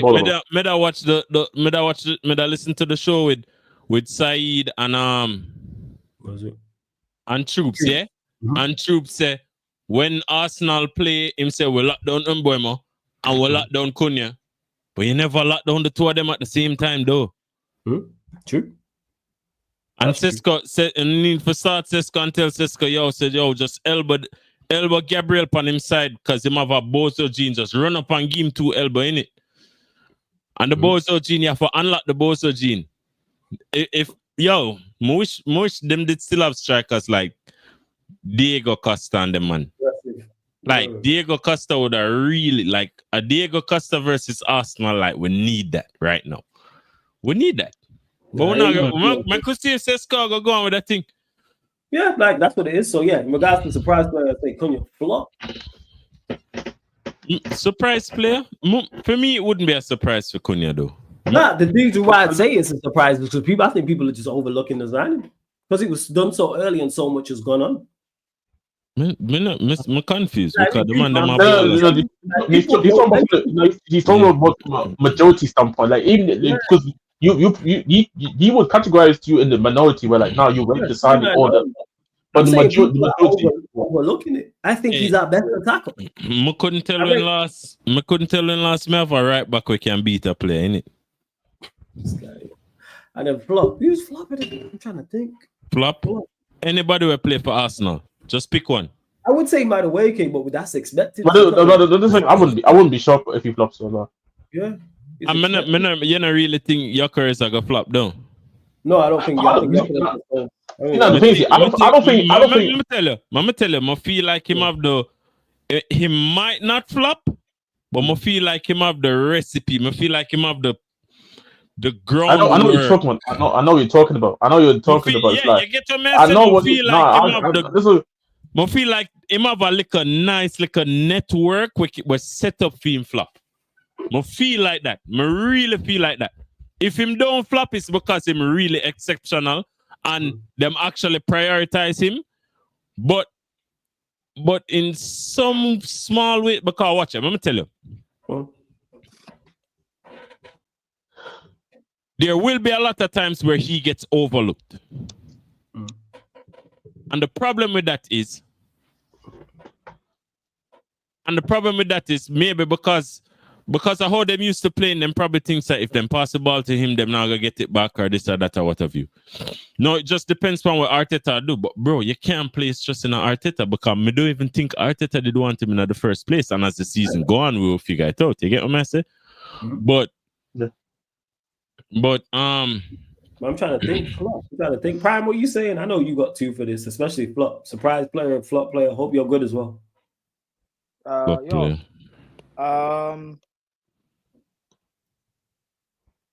to think. I think you don't have to be somebody overhyped, innit? People are bored. Well, though, that's the thing. People will. It's easy to class Gyökeres as a flop because it doesn't matter how many goals he scores. If Arsenal don't win the league or Champions League, then he's a flop. Then no. No. It matters how much goal in score, man. The whole thing about Gyökeres is that Arsenal just need a striker. Gyökeres has scored 100 goals in 2 seasons. He's the perfect guy for them. We just did that for troll them, yeah. They don't. I know. No, that's what I'm saying. That's going to be the narrative of him flopping. I think him underperforming will be down to Arteta, not because Gyökeres is not a good player. Agreed. Yeah. Someone who I'd be surprised to flop. Who? Go on, bro. I would be surprised if Wirtz does bad. I watched the Liverpool game today. I thought Wirtz had a good game, to be fair. I don't get the people trying to troll on Wirtz. I don't get it. Because the thing about it is them don't. Let me tell you why, Prime. You see, if you're not spam the ball like Bruno. Because of the price tag, so fair enough. But I thought he had a good game, just being objective. So I'd be surprised if he ends up flopping. Who else? I'm trying to think, actually. The way people are talking about him, even though I think he'll do decent. Sesko? Well, I expect him to do exceptionally well. That's who I'm going to go with. I don't. You know what? I actually forgot about him. Did you say people are expecting I don't see. Well? Yeah, people expect him to be. They do now, do. A lot of people do. Particularly United fans. No, a lot of people, because there's just look at the amount of justification that people have to do just to convince them. Actually, speaking of Sesko, I think he's not the one people should be looking at flopping. I think, again, because it's United, right? And because you guys still have Amorim, even though you guys have had a very good window on paper, paper doesn't translate to what Amorim does. So I think because you got people are having weird predictions of United finishing top 6 or top 4. It's crazy, and if you guys 3 months into the season, what's the crazy one? 11, 12, people will start looking at bro. Mama tell you. You know what the problem? When we talk about flops and stuff, I'm going off of players we expect to do well and why expectations. To them being flops. So I think Cunha and Mbeumo, they're good picks to be flops in terms of the narrative. Wirtz is a good pick to be a flop in terms of narrative. Gyökeres in terms of narrative. But it depends if you think they're going to deliver the performances and the numbers most people expect, like general consensus. The general consensus expects these players to perform well. And I think for various reasons, these players. Well, Wirtz, I don't expect to flop, but in terms of Gyökeres, I don't expect him to hit big numbers or win majors. In terms of Cunha and Mbeumo, I think no matter how well those two perform individually, it won't matter because if United are not 6th, people are still going to cuss them and say they're flops. Yeah, but that's idiots, though. But that's my point. The consensus will say they're flops. Is what I'm saying. Okay, then in your eyes though, because this was a question towards us though. In my opinion, I'd be surprised if Wirtz flops, personally. No, but all right, watch it. But consider this though.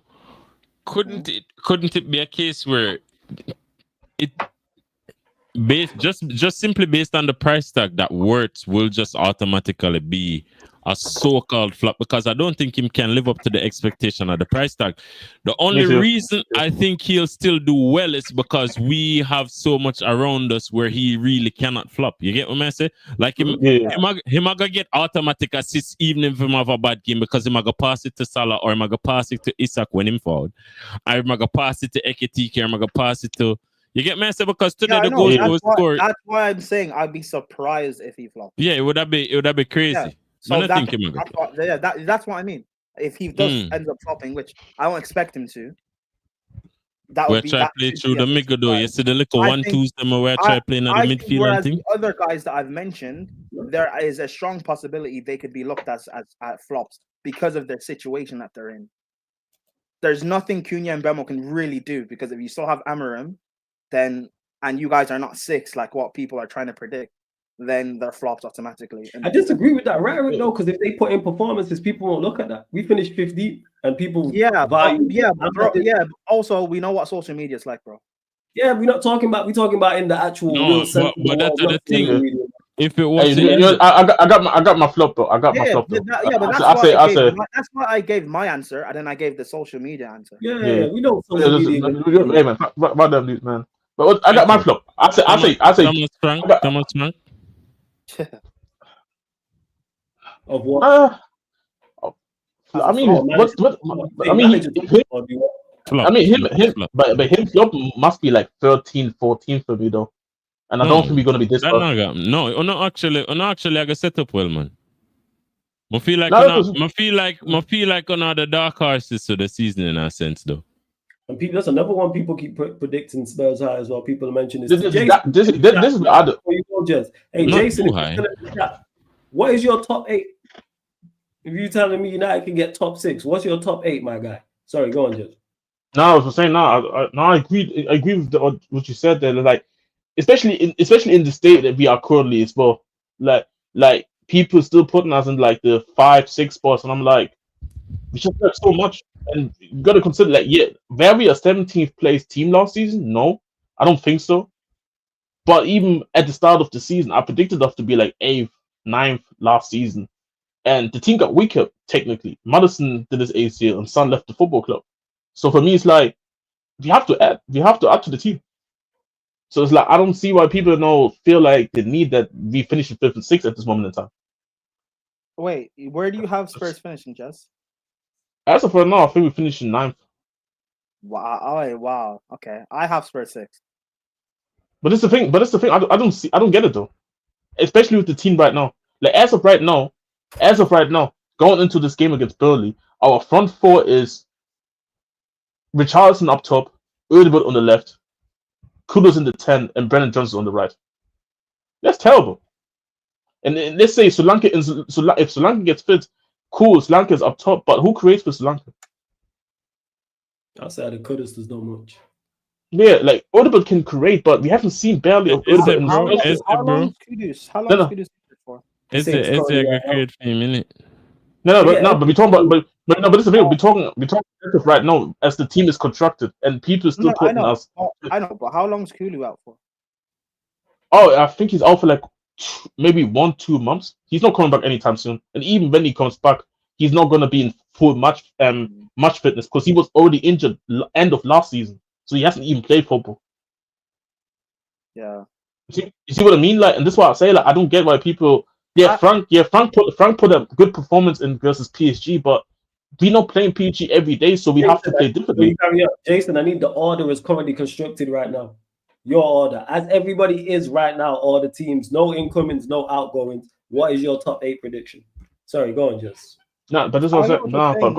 I just think I like you guys finishing 6th. I think because I don't expect you guys to go far in the Champions League. I think. No, me too. I think the round of 32. I think round of 32. I think. I look at Frank. Frank's a very good coach, and when I look at the other teams around you, like Villa, the reason why I have them lower is because they're going to be in Europa League, and I don't think they have a strong squad. Like I don't think Villa have the depth to compete for, say, top 5 or top 6 and win Europa. People predicting Palace to finish highly, I don't see that happening either because they're going to be they're in conference, right? And the Palace don't have it either. Forest, I think they're going to drop. Like they're not going to be as high as they were last season. Well, who else? I have Newcastle above you guys in 5th. Yeah.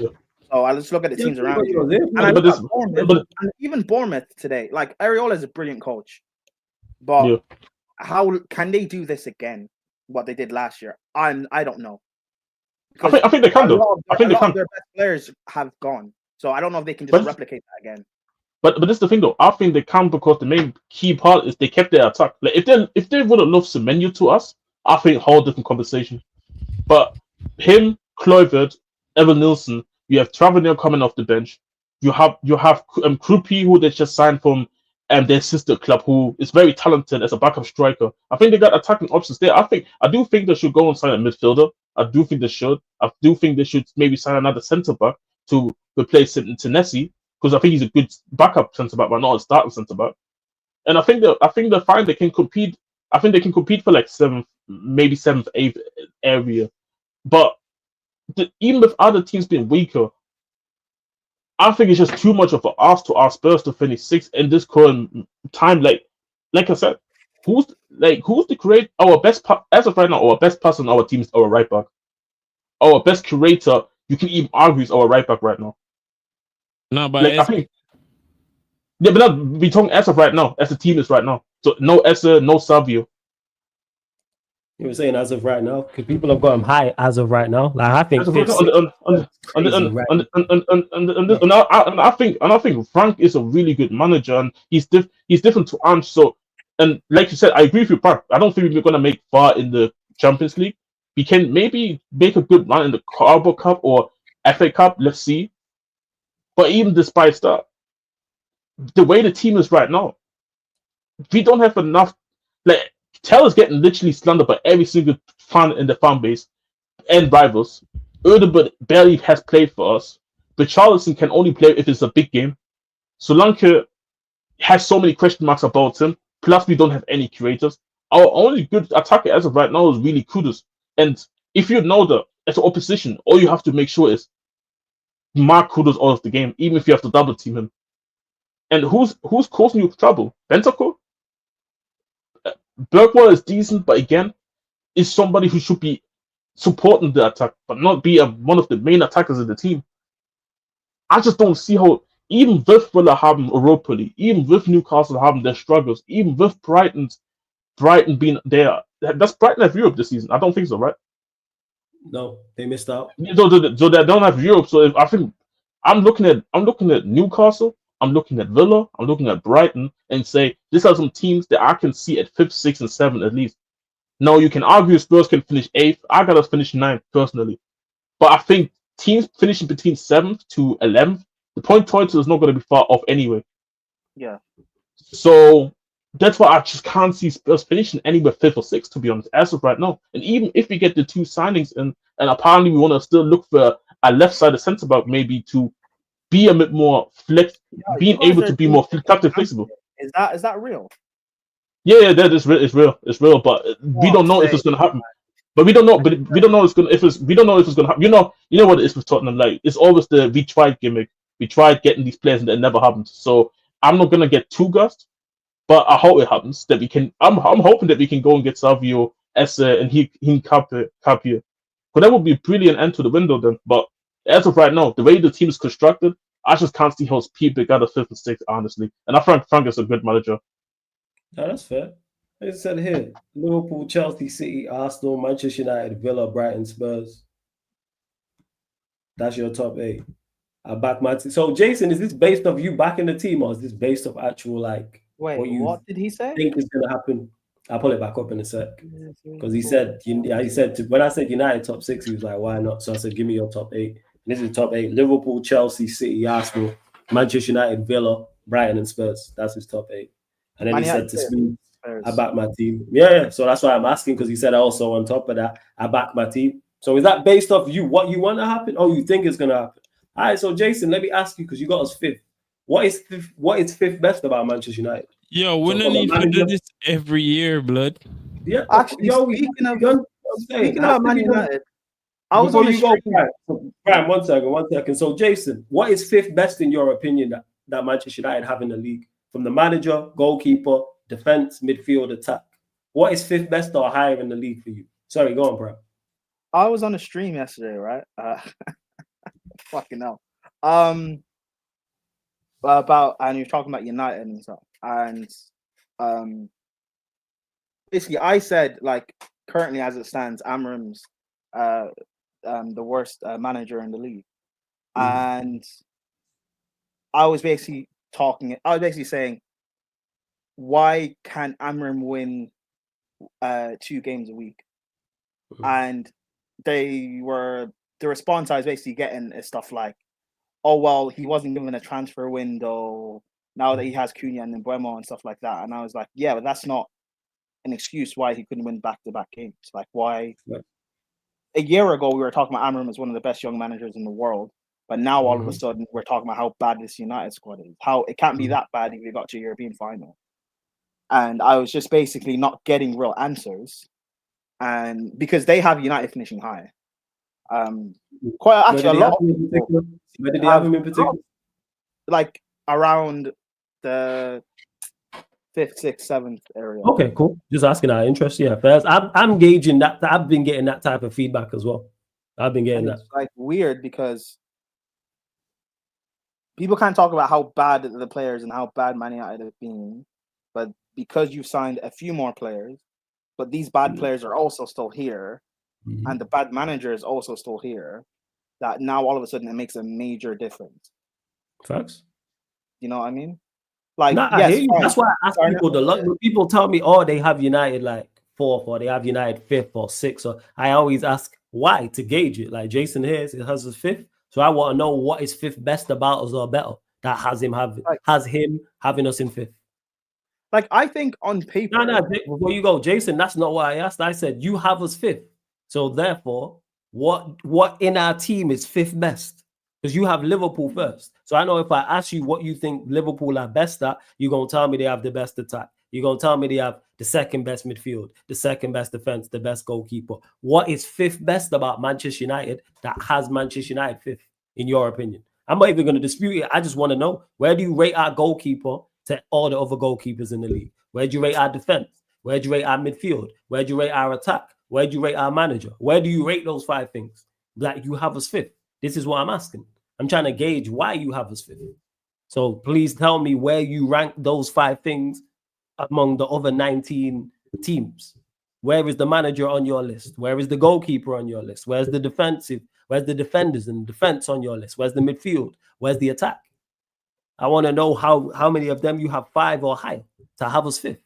Sorry, go on, fam.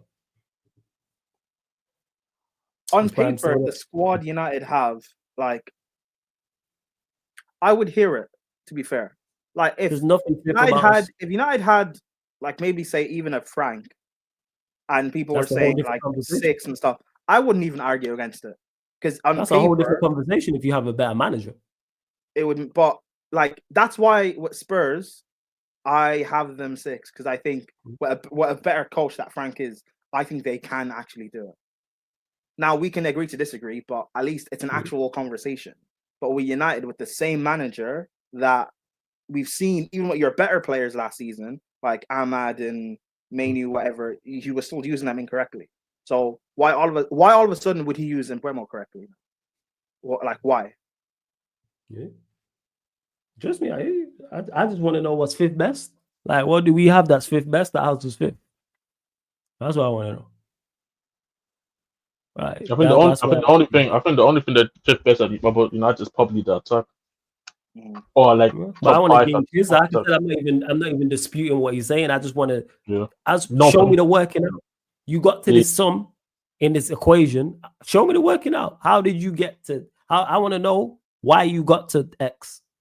How did you get here? Yeah, from like, that's what it is. Because if you're putting a 5th, we must have multiple things that are 5th or without Baleba, we finished 8th.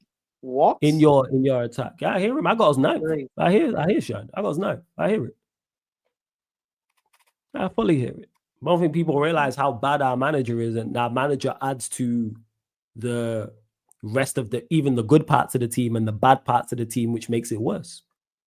Defensively, I actually don't think we're that bad from an individual standpoint, but he don't help. The midfield is woeful, and he makes it worse.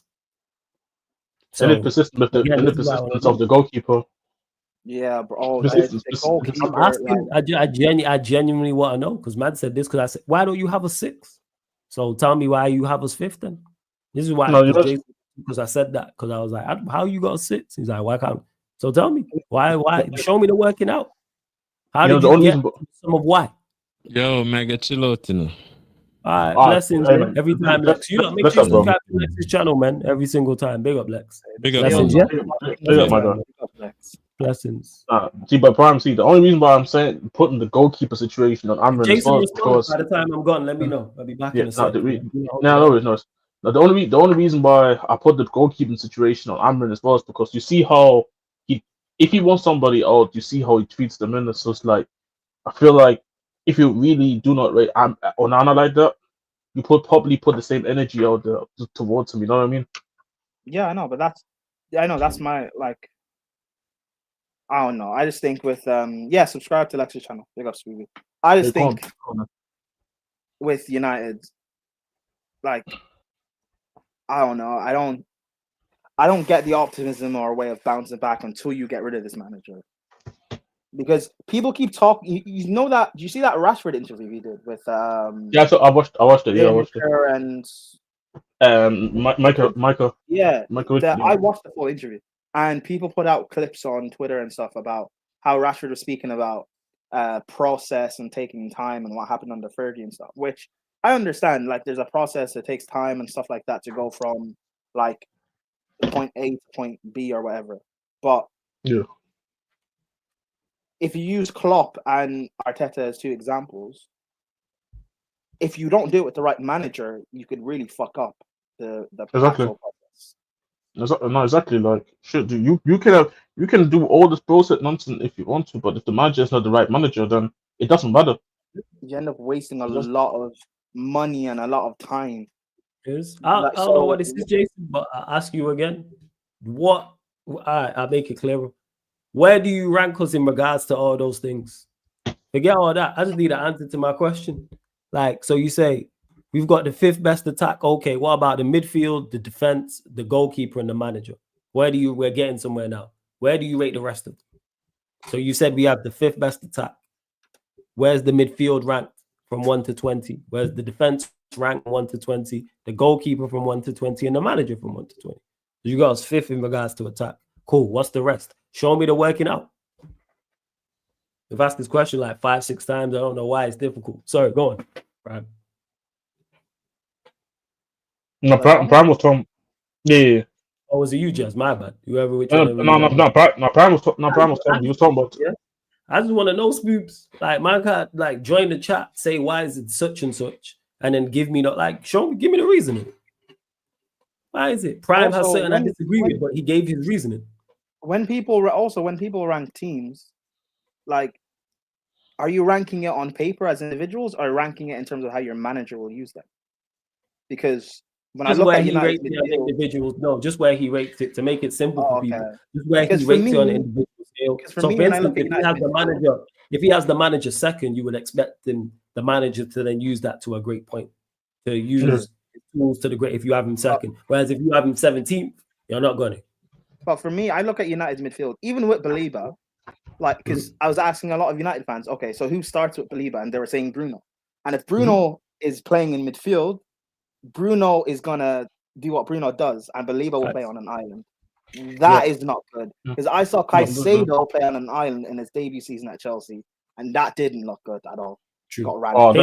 Those 6 months as well. Belieber on the island is better than anybody else you have in the midfield on the island. Oh, 100%. Oh, no, 100% yes, obviously, yes. But so it's still even though it's not the improvement you would want, it's still an improvement. So say you have United. Yeah, obviously it's an improvement for Man United, but I mean, I still mean, like, in terms of, it's not a good, it's not a good thing just leaving a player on his own in midfield, and the manager won't help. Definitely. Bruno won't help. So, like, as much as it's an improvement on Man United from last season, it's still not a good thing.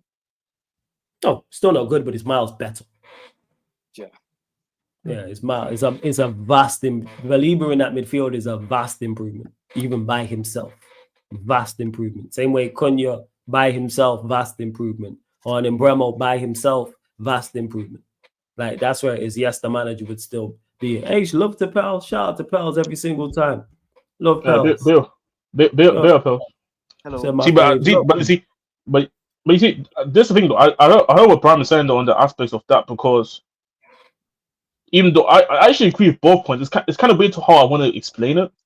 If it makes sense the way I want to explain it, it's that because I look at the way Belieber is getting used at Brighton with the midfield partner that he has, and then you come to United, even though you're gonna transform the midfield by yourself pretty much, because your partner doesn't complement you at all. There's gonna be some weaknesses that can be exposed that people maybe didn't see at Brighton, and I think this is where I agree with Prime. Caicedo played in the pivot with Gallagher because Gallagher would bomb forward and leave Caicedo on his own, and we had a donut in midfield, like a donut hole, just Caicedo on his own. And, like, again, obviously a quality midfielder is an improvement on no quality midfielder, but one quality midfielder on his own up against 2-3 other players in midfield, there's so much you can do. Absolutely. Especially with the manager you have, that's just not gonna. Yeah. He's not gonna address the problem. Yeah, of course, but it's about just bringing him in just to improve us overall. Just overall. And this is where Yeah, this is where that's where I agree. But that's what I say. I agree with both points, to be honest, in the aspects of things. So it's just in the situations, but it doesn't help that Amarin is there as well, who makes the situation a lot more worse. Jason, I didn't ask for what I said rankings 1 to 20. You said the attack is 5th. Sorry to cut you off, Jez. No. I didn't say No. give me what your thoughts are on the midfield or the defense or the goalkeeper, and give me the rankings. The same way you said we have the 5th best attack in the league. Where do you rate the midfield? Where do you rate the defense? Where do you rate the goalkeeper? Where do you rate the manager? This is what I'm asking. Like, I'm not asking for your thoughts overall on it and reasoning behind it. I just want to know the numbers. That's it. I'm not even going to dispute it. I just want the numbers to see the working out. Because you said we have the 5th best attack. I'm not even disputing that. Where do you rate the rest? Because I want to see why you have us 5th. Sorry, go on. No, I'm not saying this. That's what I say. Like, it's how do I say this? This is what I say. That's why I agree with both points that we just talking about just now. And now, and I'm just looking to say it's like it's the manager on top of all of it as well. Oh yeah, the manager's dreadful. So it's like because I have seen good play. Like, for example, Ariola. Like we talked about Ariola earlier and said that he doesn't have to mold. Like if United had this ball squad right now, we wouldn't be saying anything about 5th or 6th and stuff like that, you know. Yeah, facts. But Ariola is still getting a lot out of the team. So Yes. now that Amrin could, let's say, Believer Wolf joined, let's say you get a new goalkeeper, you look at all of the sudden and say, on paper, not, and on you feel a lot more comfortable with the team. Yet the manager is still around. That's why I'm just also thinking, like, where do people's logic sometimes coming from with the positioning where you have United and stuff like that? Like, and this is what I say. Low key is it this being a United fan is a disease because you are so big as a football club. You have to have a certain standard. When in reality, your team is not even there. Your manager's not even there. And it's not even trying to be disrespectful of that. But I don't know. It's like you said, it's like the Man United serum or whatever it's the Man United. What do you say all the time? The Man United. What, United in your way to results, you mean? Yeah, it's like this thing is like United fans have this in their mind. This is like because we Man United, we can just get ourselves to these situations. Yeah. And but our eyes are not lying. What we saw last season, like there was nothing promising, nothing. Like even if there was like three things. So go ahead. The 5th best. The midfield's the 5th best. We have the 5th best manager in the league, and the goalkeeper's 10th. He's the bad seed. All right, best goalkeeper. So we have the 5th best. All right, so United have the 5th best goalkeeper in the league, and we have the 5th best manager in the league. Wait, hold on, Jason. Sorry, Flawless. I'm gonna need him to rank this. Yes, now we getting to right now. You see why we do these things. So defense 1 to 5. Who's 4 ahead of you? Midfield, who are the 4 ahead of you? The manager, who's the 4 ahead of him? And goalkeeper, who's the 9 ahead of him?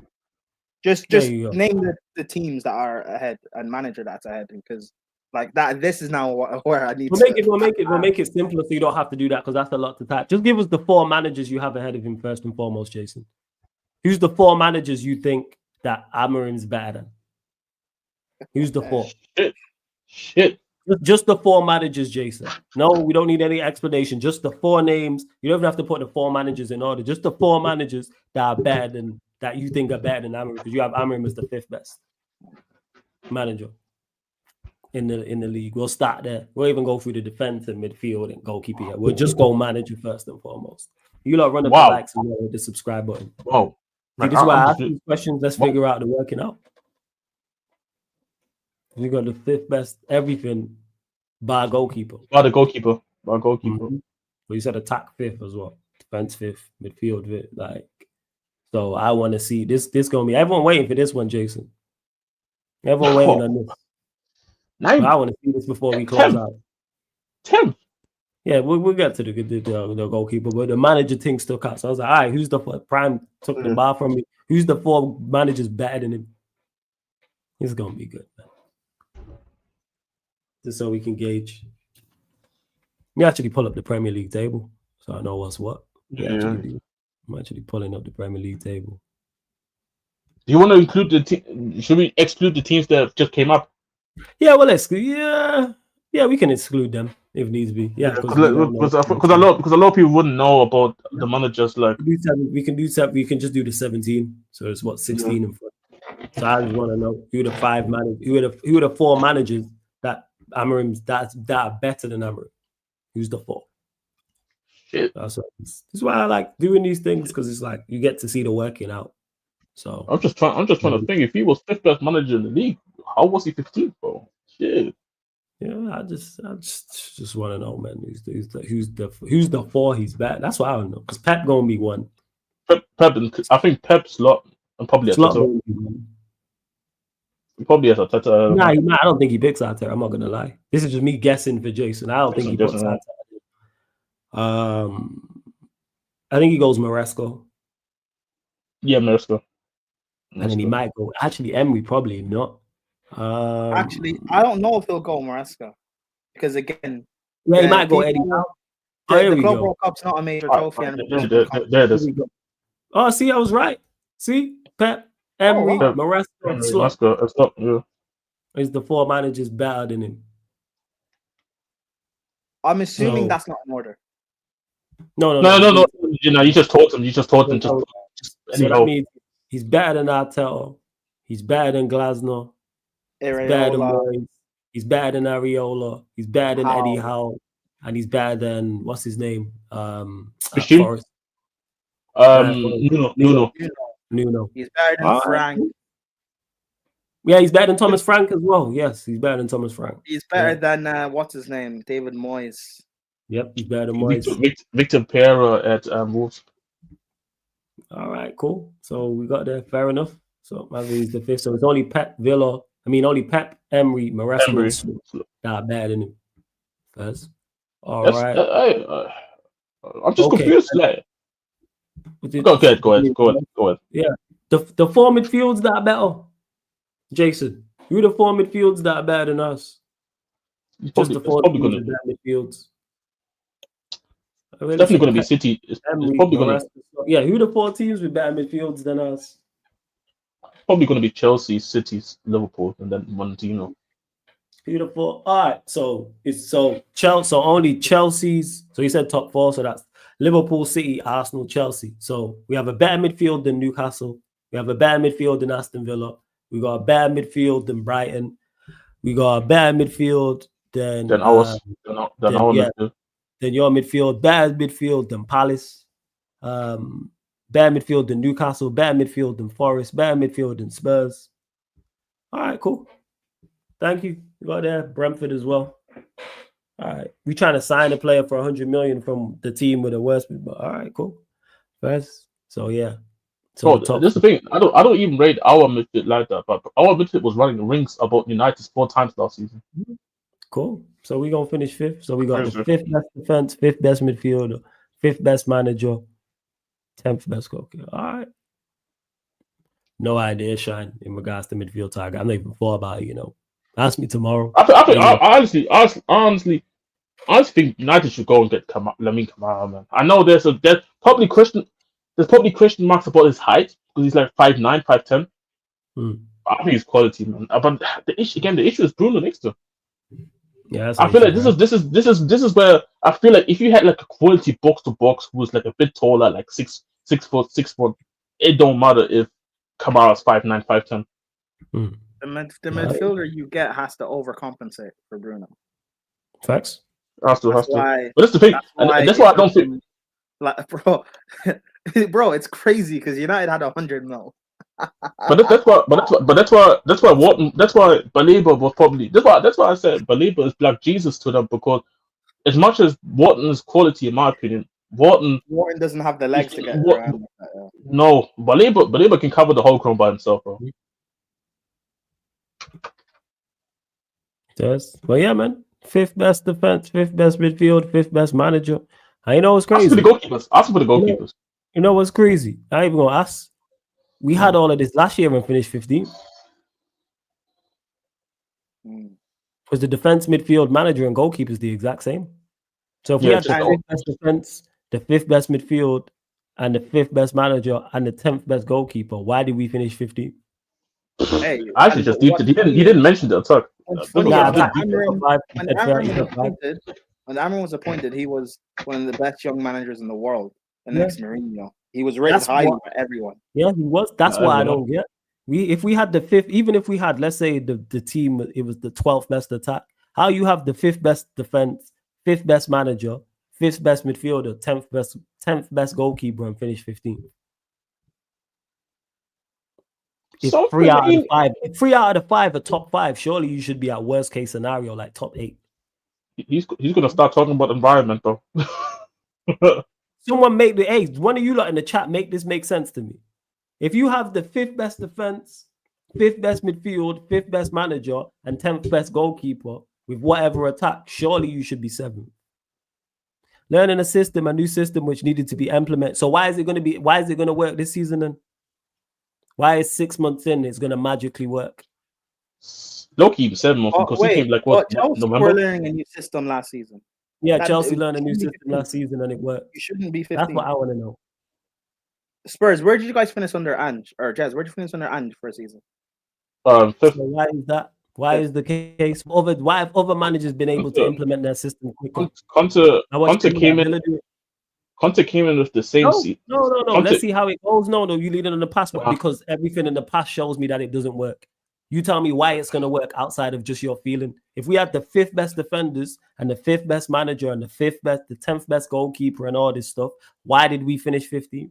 Why did we fail to win back-to-back games? Why did we only win 1 game a month from January to May?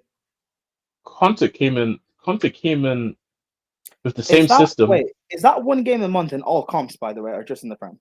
No, just the Prem. Because we had Europa League. Which is cool. horrendous. Because we failed to win. So that's why I'm leaning on the past.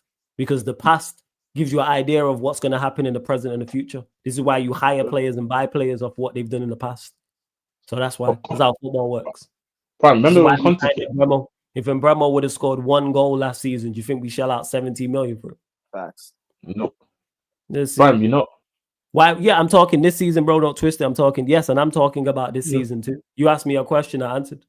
You said, why won't it work? Because all of the evidence last season points to it not working. That's why.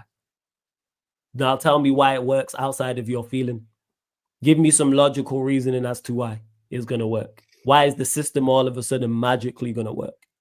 When it's please let me know. Do but into the hyperbolic time jumper, bro. Please let me know why all of a sudden is it gonna work? I said how's the system just learned all of a sudden? So it took the exact time he was here till the end of the season to learn the system. All right, cool. But can I ask him how come that the Wolves manager that came in later than Amarin, the Wolves players didn't took them that long to understand the system? Because of the environment. Because Wolves manager used a different system and he got results. Emery used a different system and he got results. Because you see in preseason where the players have been more adapted. Got it. Preseason. All right. I watched the next preseason games. Okay. All right. Okay. All right. Sure. This is what we have to deal with. So our preseason, United are going from 15th to 5th because we look better in preseason. Wasn't there a season? I didn't watch your game against West Ham. I've not watched any of your preseason games, but I know Mike's, and he said, barring the first is it 20 minutes or half an hour or something? Something like that. Something like that. I didn't do anything to them. So, and that's West Ham, who aren't good either. So I didn't watch it. Yes, I'm using the past season because competitive matters more than preseason. That's why. What was Liverpool's preseason results? What was PSG's preseason results? You have no idea. That was like you have no idea. That was a preseason match. That was a preseason. That was a season where Liverpool, I think, had a terrible preseason, and they ended up winning the league. Exactly. We've seen it happen countless occasions where teams have been looked terrible or got bad results or performances they've been able to scratch in preseason and won leagues. But now preseason, we're gonna finish 5th. Okay. All right. And I didn't watch preseason, but from everything I've been told, better because of. One second. Basically, his logic, why does he have Spurs finishing 8th? Because we had a good preseason based on our results. Outside Bayern, where we got stuffed 4-0, we put good results against every team, and we put better performances in than under. So how are we finishing 8th then? Because the performance of preseason. Man really compared preseason to competitive matches. All right, okay. All right, man. And look, I even watched this. We struggled to break down Bournemouth, Everton, West Ham in the preseason. Exactly. What are we talking What about? we actually doing here, man? Okay. Oh, remember when Conte came in? This was like mid-season when Nuno did terrible after his good start, he came in. He came in with the same system, and he got us top 4. Yep. Preseason. By the way, on our team, our team prior to that never played a back 3 system. So or the last time, you're telling me a manager came into your team, played a new system, and it worked. Yeah, we got top 4 in the season. Oh man. And he didn't need new players or anything like that. It's weird because normally a manager comes in, right? He has like a good, because this whole thing of manager bounce is supposed to happen. Amram is the only one that's not had one. Never had one. I think he got a good result against like Liverpool and Arsenal within the first few weeks. And City. Aside from that, no real bounce. We did play Premier League teams in preseason. We did play Premier League. And we played Arsenal and Newcastle. See, people, this is what Manchester United fans are at. This is why I ask these questions to figure out the working out. Man are using preseason as to why United are going to do United didn't play games in preseason? Yeah. No, he said United played. Yeah, United did play Premier League teams in preseason. Yeah, this is what he said. He said United played because United played teams who are in the Premier League in preseason. But we played better. We played both Arsenal and Newcastle. We didn't lose neither games. Yes, players do make a difference. Yes, 110%. They do make a difference. The games you guys played in preseason, you played against the Asian All-Stars, Hong Kong. You played Leeds, West Ham, Bournemouth, and Everton. How many games did we win in preseason? I think you won 2 matches. I think 1, 2, 3. You won 3 games. So we drew against Fiorentina, drew against Everton, battered Bournemouth, beat West Ham, drew against Leeds. Yeah, you beat Hong Kong and lost to some Asian All-Stars. Yeah. Hey, hold on. So, Jason, wouldn't you be worried if, even though you beat some of the other teams, wouldn't you be worried that you lost to the Hong Kong All-Stars? How about not beating Everton? How about not beating Everton or Fiorentina? Surely that's a problem. Hey, Jez, people were worried about United losing to the Asian All-Stars. You know why? Because I remember United fans crashing out over that. Because that was after they had lost the Europa League final. Yeah, no. So what's straight away because they went. What's changed in 2 months? Cunha and Buemo said that was post-season. Okay, so I didn't. What about Everton? I was saying we drew to Everton. Well, but based on that logic, based on the logic, last season season is preseason, no? Last preseason was after. That's why I'm talking about the Everton game in particular. You know what I'm saying, like the Everton and Fiorentina games, because why are we drawing against these teams? If preseason's been this fantastic, why are we drawing? And the team we're going to finish 5th. Surely we should be rolling them over. No, if we're using preseason as a metric, let's use it as a metric. Why are we drawing to Everton and Fiorentina?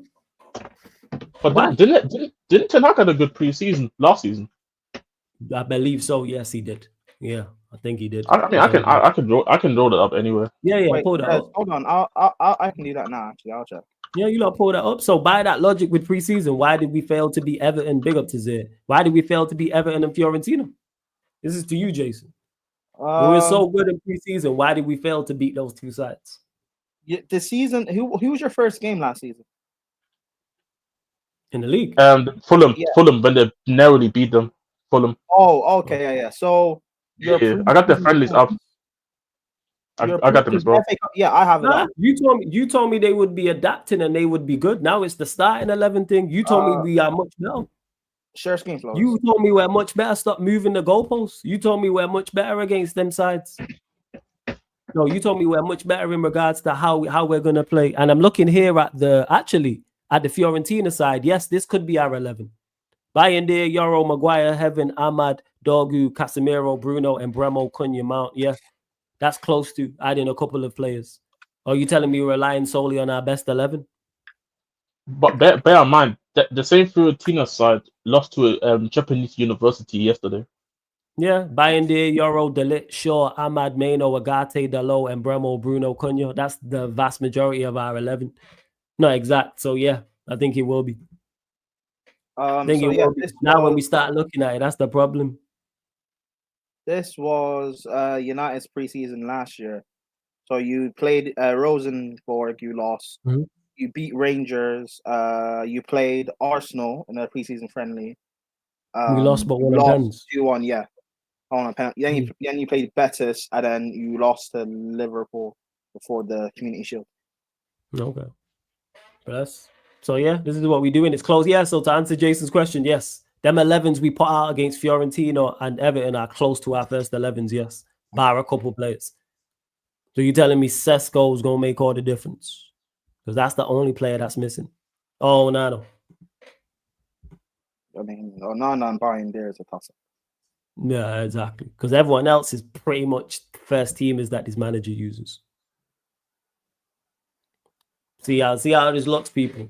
I just throw out things like, oh, it's preseason. Now it's, well, look at the 11. I thought we played well in preseason, so the 11 shouldn't matter. The team was adapted and we've seen improvements. Now it's the 11. All right.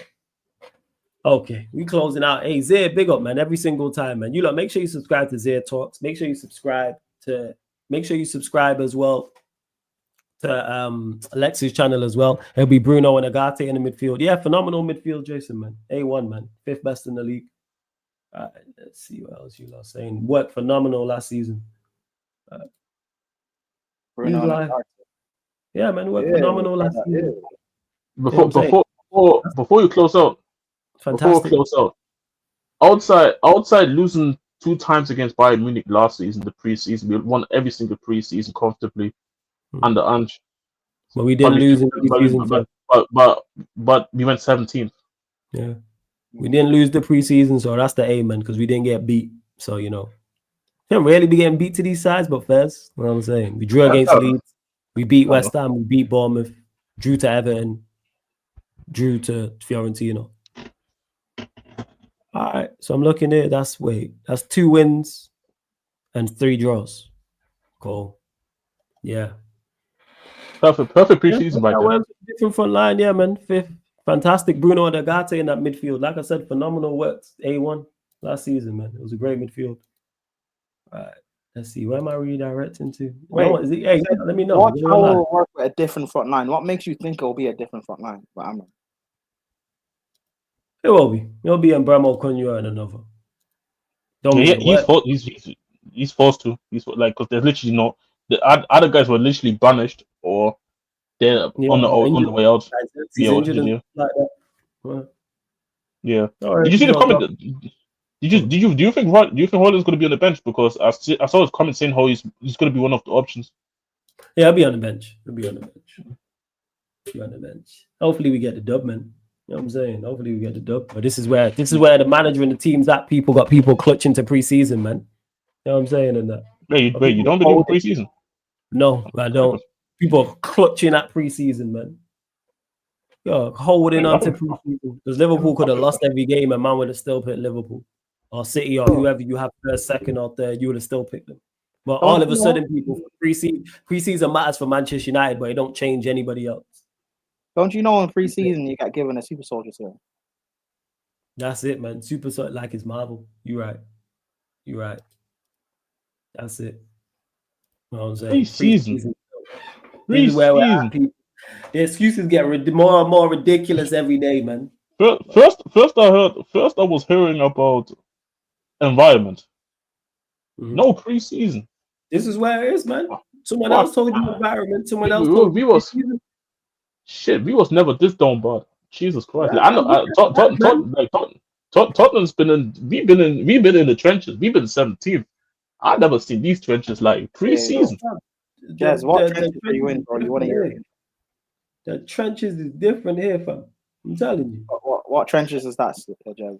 The trenches is different here. You hear it all here, man. You hear preseason, you hear training, you hear environment, everything, man. You know what I'm saying? Feelings, Crazy. morale. I didn't twist the narrative, man. That's what you said. You said preseason, man. You said you've seen stuff in preseason that makes you think we gonna do well. If I'm wrong, Jason, tell me I'm wrong. Nah, but if that's not Jason, the case, I asked you. You said preseason and new you know what? players. Jason, you're right though. Keep like Igal says, keep digging, bro. Whoa, pause. No narrative. Igal. Yeah, pause. Igal. Whoa. No, man said preseason. This is what Arteta does to people, bro. I don't even blame Igal for that no more, bro. Arteta molested these people. Man said I don't blame Igal. He's being brainwashed. Nah, he's been brainwashed by Arteta, bro. I don't blame him. 6 seasons into the job, and they defend him to this extent. But I don't blame Igal, bro. He's a victim. Jess, question for you rivals, you're scared, and I'm loving it. I'm a Manchester United fan. Scared, bro. I'm scared about my own team first. What are you talking about? I'm scared about my team before I'm scared about United. I'm a United fan. Rivals. Nah. To be fair, I tell you right now, they said I tell you this right now. Prime is not fussed about Manchester United in the slightest. Oh, scared is a new one. Scared is a scared of man. Listen, if you guys sack Cameron, then you know what. Yeah, but as currently constructed, you ain't fussed. Where do you have Chelsea finishing right now in the league? 3rd. Okay. Do you think Manchester United can finish 3rd? No. Okay, as it stands, cool. No. Do you think we can compete for 3rd? As it stands, no. Okay. Jez, where do you have Spurs as of right now? I have us 9th at the moment. Where do you have Manchester United? 11th. Okay, cool. All right. Just to clarify. Jez, do you think Spurs will compete for top 6 and end up finishing 9th? I think we will compete for it, but I think we will compete with it, but I think we will probably finish around 8th, 9th place. Okay. But with the team right now, though, ask me again by the end of the window. Of course, I'll ask you again out the window. Okay. And Jez is nice. It's my no. And listen, yeah, we will see. We can all say that, but we're here making predictions and talking about it. That's the whole point. We will see. What you I tell you, Prime is not fussed about. No one is scared of Manchester United. Let me just clarify that. Nobody is scared. We are terrible, but we are terrible. But if Man United is coming to the fixture, I'm not even disrespect. Man United is the fixture. I'm worried about the attack, but I'm not worried like that overall. Then because I know that Frank can out. I've seen Frank. I saw Frank deal with Luis Enrique. I should be scared of United right now. Yeah, my worry about playing Man United is Sanchez. My worry is one of games. I'm talking like overall from a I know. That's what I mean. That's my only worry. Is Sanchez doing something stupid and United make the result. That's my worry. Scared though. I think this is the first time. This is the first time I see United fans say that we're scared of United. Scared. Yeah, but I've heard. I'll say it again, man had to reach the preseason that's when you know the argument's lost. Yeah. We will start talking and bigging up preseason. That's when you know, we look good in preseason. That's when you know it's a wrap. Jez, I'm more worried about Arsenal winning the league, and they're not going to win the league. Bro, I'm here talking about Liverpool needing to do a dynasty because I don't want them to win the league, bro. Yeah. Scared. I'm scared of Arsenal, bro. Hey, man. And I don't even compete with Arsenal. All right. Scared, bro. Now you scared we might take that 9th spot off you. Bro, you still got Bruno on hey, man. We might take that. I'm scared. Shit, man. We're gonna fix them. Jez, they expect us to be scared of Babatunde. Big up for the super chat, but you gotta be better than that to get me, man. Well, big up, man. Big up for the super chat. Appreciate it, Keo. Big up. You gotta be better. You gotta be better than that to get me, man. You know what I'm saying? That's too easy. Hey, man. Who do you think Flawless is, Saeed? There's this guy, man. Like, I'm too smart for that, man. See that a mile off, man. But big up for the super chat. Appreciate it. The truth. And big up to all you lot. You're still locked in, even though we haven't got to 100 likes. But big up, man. Did you like the subscribe button as well? But yeah, we move. It's gonna be a longer season as a United fan. Jesus Christ. Yeah, Condolences. yeah, it's gonna be a long time. I've heard it all, and it's only been we ain't even played yet. I've got a question. Yo, shoot the question. God forbid you had the wrong upbringing and you were an Arsenal fan. Would you be willing to get rid of Arteta to bring in Ten Hag? Fuck no. On that bombshell, make sure you subscribe to the Clips channel. You know what I'm saying? Make sure you subscribe to the Clips channel, subscribe to the gaming channel as well, and follow, subscribe to Lex's channel too. We're live on the Twitch, people, tomorrow. Live on the Twitch. You'll get the Aston Villa Newcastle game. 3 p.m. you'll get the Fulham, the Brighton Fulham game. 5:30 p.m. you'll get Wolves Leicester. Then we'll be back here on the YouTube channel 10 p.m. UK time for another Sarcasm City Sports Q&A. Then 11:30 p.m. you'll get the Yardman show. Then flip into Sunday, people. You will get the early kickoff, Chelsea Crystal Palace. That'll be here on the YouTube and on the Twitch. Then the United Arsenal game will be solely here on the YouTube. Then following that, you get the United Arsenal show. That's going to be great. 11 p.m. And then following that, the United Liverpool podcast. Barbados edition, people. The Yardman's on Saturday, not Sunday. Say again? The Yardman's show is on Saturday. Yeah, that's the time slot is normally because I had to Friday. So I had to put the United show on Sunday. Can we get one on Monday? We get if them are about, it's not them. Them are about, yeah. Totally. Because if United win, I need it, bro. I need one. It's active. That's what it is. And Spoobs, you know why I've been dealing with these type of guys every stream recently is because it's silly season. That's why. And you hear all the silly reasons as to why Manchester United are doing well. Nothing based in logic. Nothing based in substance. It is literally, you know, like they say, it's summer or it's winter or it's autumn or it's spring. It's silly. It's silly, and it happens every single year. These exact same conversations I'm having now, I was having about Ten Hag. Why can't Manchester United do this? Did it, and all this nonsense. When all the evidence points to the opposite, to the point people have to talk about upstairs and talk about hierarchy and talk about the environment, and you know, we getting rid of toxic players or preseason, all this stuff. No one else talks. You don't hear no one else talk about these things. You know what I'm saying? No one else don't talk about these things. I don't like any of them. I don't rate them. It's not a dislike to the manager, Jason. I don't rate him. That's what it is. It's not a question of liking the manager or not. I don't rate him because he has done awful since he's got here. That's why. He's done dreadful. It's not just him. I can't stand most of these players. I can't stand the ownership either. That's the thing, though. But even if you like the manager, what's your logic based on everything that you have seen that you feel that way then? Again, feelings. It's not based in no logic, fam. Because all the evidence, that's why a man said to me, oh, why are you pointing to past last season? Because if he would have played, if he would have done well, I would have said, I mean, if he had done well, and he was talking about preseason, it'd be all well and good. But because preseason, now I'm talking about preseason. Because last season was so bad, now it's don't mention it. If he had performed well last season, man would be talking about and saying, we're going to do well this upcoming season because he did well last season. Because that's the thing. Because I remember Conte came out at the same time and we got top 4. I remember people saying this. Give Conte a good window and be competing for the title. But the only reason why people say Conte can compete with us the title is because he got us top 4. If Conte would have come in and we finished then 10th, 11th, 12th, people are not talking about giving signings to be competing for a title. People are talking about, okay, we can get top 4 then. Yeah. And so, Jason, people always ask me this. This is another time when they know they've got no argument. I want to be wrong about the manager. I am a Manchester United fan. Hence why I'm so critical, because I think he's terrible. But if he proves me wrong, of course I hold my hands up and say I was wrong. Because I'd be over the moon. If he balls out, well, he can't ball out, but if he manages his ass off and we are phenomenal, guess what? I go, hey, I got this wrong. Love that I was wrong. Of course I want to be wrong. I'm a Manchester United fan. Hey, what we doing? Amen. The thing you're an agenda merchant, bro. Yeah.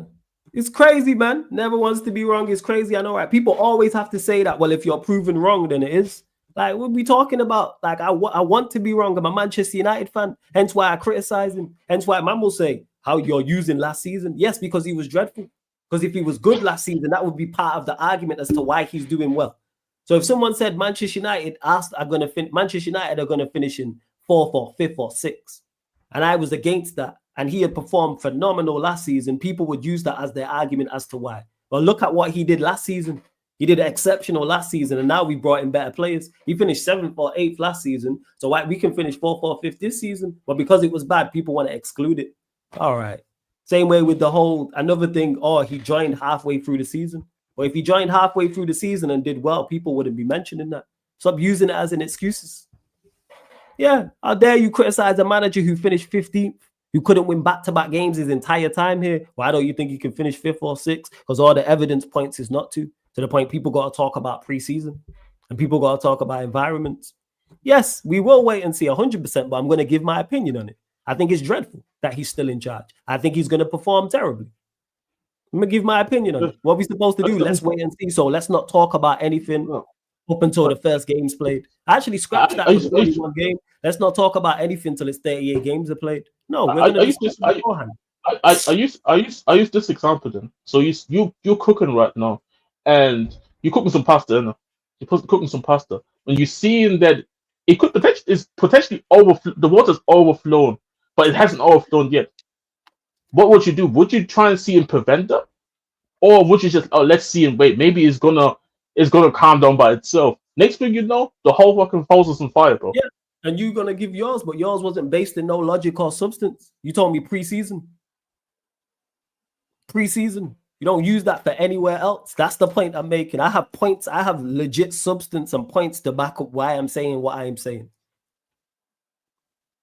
I have no substance whatsoever. He's brought in new players, which is better. Yes, that's it. Nothing else. What are you doing out here? It was a great analogy. I'm saying, why did a manager who failed to win back-to-back games? Man got 15 points in 5 months. And I want to know why I don't rate him. Oh, you're not disgusting, that is. 15 points in 5 months. A man say, why don't you rate the manager? I ain't making it up, people. Go check that. 15 points in 5 months from January to May. January, February, March, April, and May, people. Honestly, the only club that would accept that is if your manager comes in to save a team from relegation. And here's on top of that, people, 3 of the 5 teams he beat were the 3 teams who got relegated. And one of them took a Amad Diallo masterclass in the last 5 to 10 minutes. Even the Ipswich, game was a dogfight. Whoa, it was till the end, bro. So if he had been at United the whole season, you guys would have 40 points. Probably, yeah. Damn. What is it? August, September, October, November, December, January, February, March, April, May. So yeah, 40. No, you wouldn't have had 40 points. It's only 10 months. If you average 3 points per month, it's only 30 points. That's that. Wow. You would have barely just survived, right? That's you get relegated on 30. That's relegation. Last season. This is the funny part. This whole last season was you survived by 5 points. Well, because 25 points, Leicester got relegated on an 18th, so we would have finished 17th. Yeah, the previous seasons, you would have got relegated with that in regards. He was on relegation. Last season, Leicester got. This season, you would have been relegated in 22-23, the latest season, because that season Leicester had 34, Leeds had 31, so you would have been 19th then. Damn. Okay, you would have got relegated in 21-22. In 22-23, that's the latest one. We would have got relegated. No, we would have survived in 2021 because Fulham got 28 points. I was saying 22-23. Yeah, 22-23. You're right. I'm just going further down as well, and we would have finished 19th in 19-20. Yeah, just saying. Now it's man doing the history thing. What's preseason? Is that not history? Preseason's history, right? Preseason's in the past already right now. Yeah, preseason's in the past. That's history, right? Again, it's weird because if Amram had came in, United finished 4th, won Europa, but have a bad preseason, and Avaya said United are going to finish 10th because you lost all your preseason games. There you go. Spot on. If we had been flying, won Europa, finished 6th, had a bad season, and Prime and Jez would have been like sat here and been like, hey, United are going to do terribly because they had a bad preseason. Nobody would be trying to hear it. Jason wouldn't be trying to hear that because we just finished 6th and won the Europa League.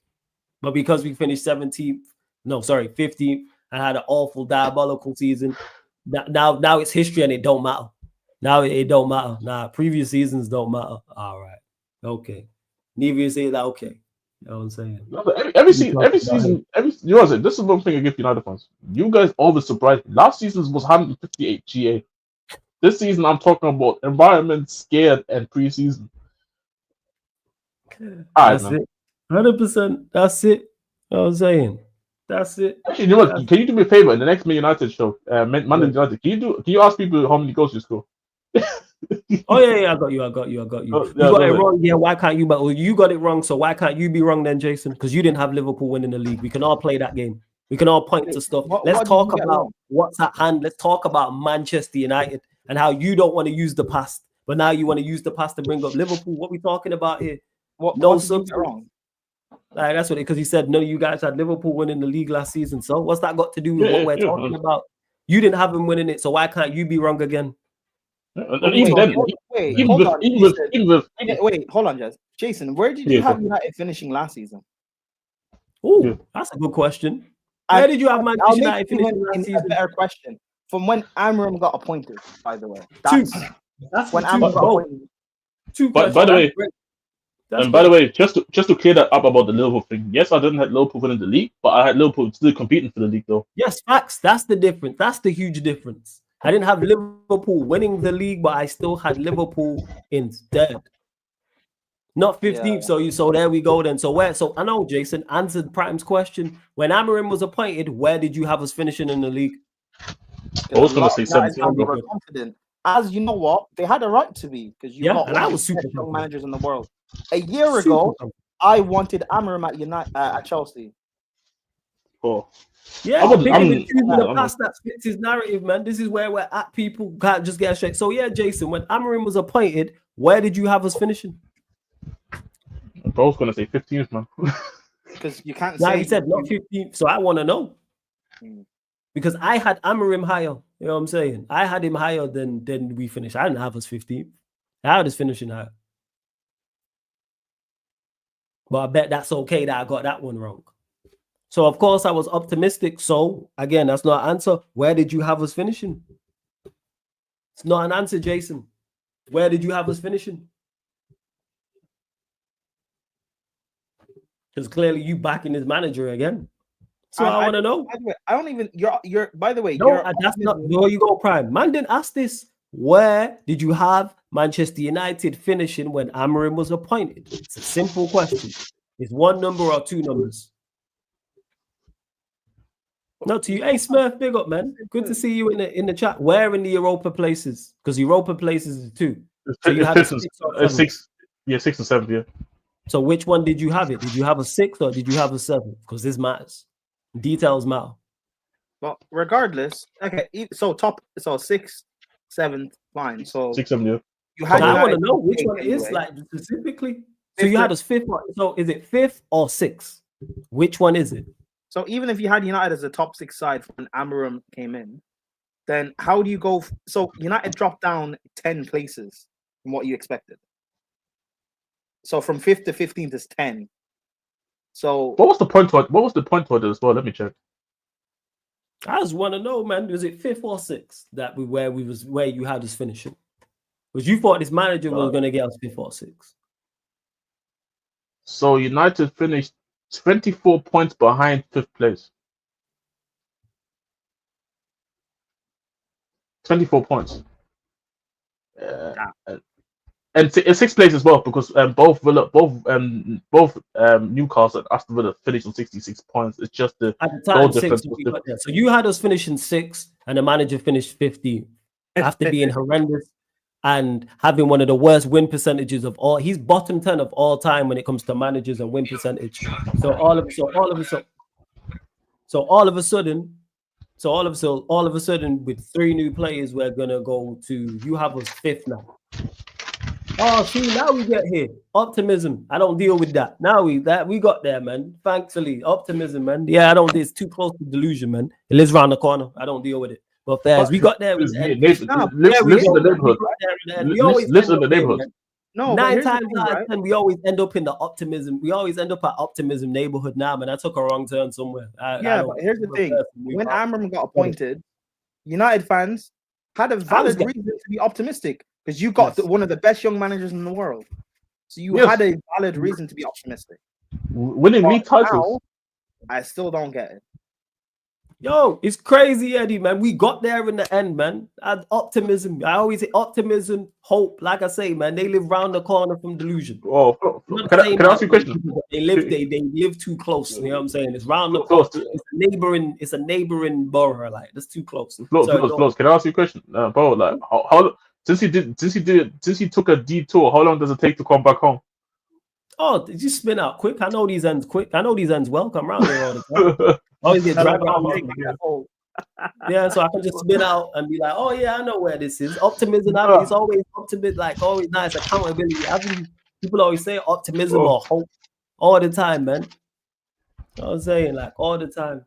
But we'll see. I hope he's right, man. I hope this optimism is right. Sheffield was there early, is on the same thing. Or optimism, hope. All right. Jason said something earlier about that as well. In regards to I back my team. Like, I back the team, but I'm not going back foolishness. I'm too smart for that. I don't believe saying is, but hey, we move. Actually no, I'm not even gonna go there because it's like I'm not even gonna go there because I was just thinking it's like thinking like you're in a relationship and you have a feeling that somebody might be cheating on you, but I must be optimistic because of how long we've been together. Don't live nowhere else. You know what I'm saying? Optimism, like Liverpool, Chelsea, their fans are not optimistic about winning the league. They are not optimistic about winning the league. They believe they're going to win. Lex is here. He believes Liverpool are going to win the league. Ask Side. He believes they're going to win the league. Ask Muntz. Ask Kopish. Ask Tom Little.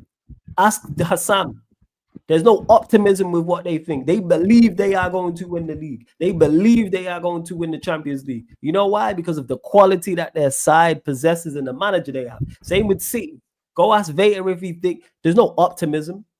Never. I've been working with Vader for years. You don't hear him say nothing about optimism when it comes to Manchester City. It's belief because of the manager and the talent. Unless he's gaslighting. Yeah, no, when he's gaslighting, but not even with City. When he's gaslighting with United, yeah, he'll do it. Don't exist. True that. Don't exist. What are we talking about? But all of a sudden, we got to be optimism and hope. Growing up as a Manchester United fan, there wasn't no optimism with Fergie. Don Dad is in the chat. He'll know this because he's older than me. The belief. Man's saying from the start of preseason, yeah, we're winning the league this season. As Dunn said that. When we won in 08, Tox will tell you, I said to him, yo, we're winning the Champions League this year. From the jump. And we won the champs. Like, what are we doing out here? I'm talking about belief and optimism to finish 5th. Give me a. That's the funny part. Like I can literally go to about last season. I told you I will see your Q&A start off the season saying I believe the Spurs can win the Europa League. Yes. Beliefs. You know why? And I genuinely believe that. Possesses. Yeah. And it's not like we don't have massive quality, but I gave reasonable reasons why I believed that and gave you a point, and everything that I said came true. With our quality that we have, with the quality that's in the competition, and the path that we had, everything came true. And there's a reason why United and Spurs were 2 of the favorites for Europa. Yes, because of the talent that the 2 teams possessed. Oh, cool. Which is the funny part, because neither of the fan bases said. I actually tell like United fans were saying 3rd place last season, but Spurs fans were saying that we finished in Champions League spot, but we believe that we can get Champions League via the Europa League because we had reasonable takes why we believe that. Optimism, hope to finish 5th. Win the league, I hear it. Win the champs, I hear it. I say I hope, I'm like, yeah, because we close 5th. Oh Lord, man. Alright, man. I hope don't live around good luck to you for the season, bro. Wait, so why does he think United can only finish 5th and 6th? What's stopping them from finishing top 4? Goalkeeper. So the goalkeeper's 10th best. Oh, so I still want to know. So if they had the 8th best, if they had I'm curious where he rates Sanchez. If United had Sanchez, would United get top 4? Actually, I actually want to know if United had the 5th best goalkeeper, where would United finish? Yeah, 5th and best you're right. manager. I didn't think we would beat Bilbao. You know why? Because of the manager. That was the main reason why I didn't think we beat Bilbao. Jason, at the start of the season, I'm talking about. Start of the season. Yeah, but Jason, that same logic, everyone said that United would beat Spurs in the final except me. So Yeah, what are you doing there? Why didn't you beat Again, Spurs? hope, optimism. But there we are. Hope and optimism. See where people, only place you should see hope is if you're in a strip club, man, and you're throwing some notes out. That's it, people. Big up Hope. I trying think to find pleasure. That's it, man. That's the only hope that should put a smile on your face. That's it. There you go. Give me the pleasure for the night. Yeah, shout out to Hope, throw a couple notes, couple dollars, and or wherever your currency is, wherever you're watching from in your camp. Euros, yen, dirham, get Monopoly money, wherever the case may be. Nigerian nairas, bro. Yes, whether it's Barbadian dollars, whether it's Jamaican dollars, whatever the case may be, man. It's only time hope should be putting a smile on your face, people. Not saying hope and chicken wings, bro. Not saying Magic City. Not saying short Lou Williams. No one's live anyway. We closing out, so big up, love to everyone that's locked in. I already know. Watch alongs galore today, people. Watch alongs galore. Sarcasm City TV Twitch. Get over to the Twitch. I need to actually do that video and upload it in the morning. So yes, twitch.tv/Sarcasm City TV. That's www.twitch.tv/Sarcasm City TV, or download the Twitch app from your app store. You create an account for free, download it for free. And if you have Amazon Prime, you can use that to subscribe to the Twitch, and that way you don't get adverts. You just use the same email, people. Need to add it underneath in the description and all that stuff, which I'm going to do. So yes, all the United watch-alongs will be here on the YouTube. All the other watch-alongs will be on the Twitch, apart from if there's a game before Manchester United, for example, people. So Chelsea Palace will be on the YouTube as well. It saves me having to cross over and all that stuff. I'm just going to start Sunday here on YouTube as well. Yo, it's nice because people I don't ask for these things. People join the chat and then question me. I'm like, all right, cool, let's have it. I don't pick people out. People respond to stuff I'm saying, whether it's one of the panelists or people in the chat, and then I hear that they live on Optimism Avenue. I'm like, all right, fam. Which is the funnest part. Me, Flores, and Brad literally just probably in half an hour ago debated about how we feel about Belieber, even though he's transformative to United's midfield. There's still going to be so much struggles in the midfield, regardless of Belieber being there. But we didn't go half an hour debate because we understand each other's points and where we come from. Because you know why? It's not built in hope and optimism. I can tell you, man, Belieber's a fantastic player, but we still have problems if we sign him. But he improves a lot. We still need to go. This is why I was saying it should be Belieber, and this is why it should be two midfielders. When me and Lex was going back and forth about Ineos and stuff like that, and I was like, yo, if we would have sold Bruno, we could have signed two midfielders and just revamped the whole midfield. Then you put Mbeumo, Cunha, and Sesko in front of that with a decent goalkeeper. All of a sudden, your team's vastly different, even with the idiot in charge. Yes. Even with Amorim in charge. But I've been saying from the jump, just sign talented players. Ollie did that. That's how Ollie finished second. That's how he reached the final. That's how he reached all them semi-finals. That wasn't his skill. He just had an extremely talented team. Bring in talent. And especially for the next guy as well. So whoever the next manager is this season has a better pool to work from of players, which he does. But people are going to keep backing this even there. But we move. All right. We're closing out. Love to everyone that's locked in, man. No one's live, right? Hey, big up, Smurf. I need to get your top 8 later, Smurf, as well, man. Big up. Call in on Monday if you're about Smurf. Big up, my guy. Because I know you had issues when you... Has Jason called in before? Who? No, Jason's never. Smurf has, though. Smurf has. Hey, Jason. Me and Smurf was going back and forth about can you call in one of these days? Jason's more than welcome to call in, like anybody is. Monday's people. More than welcome to call in.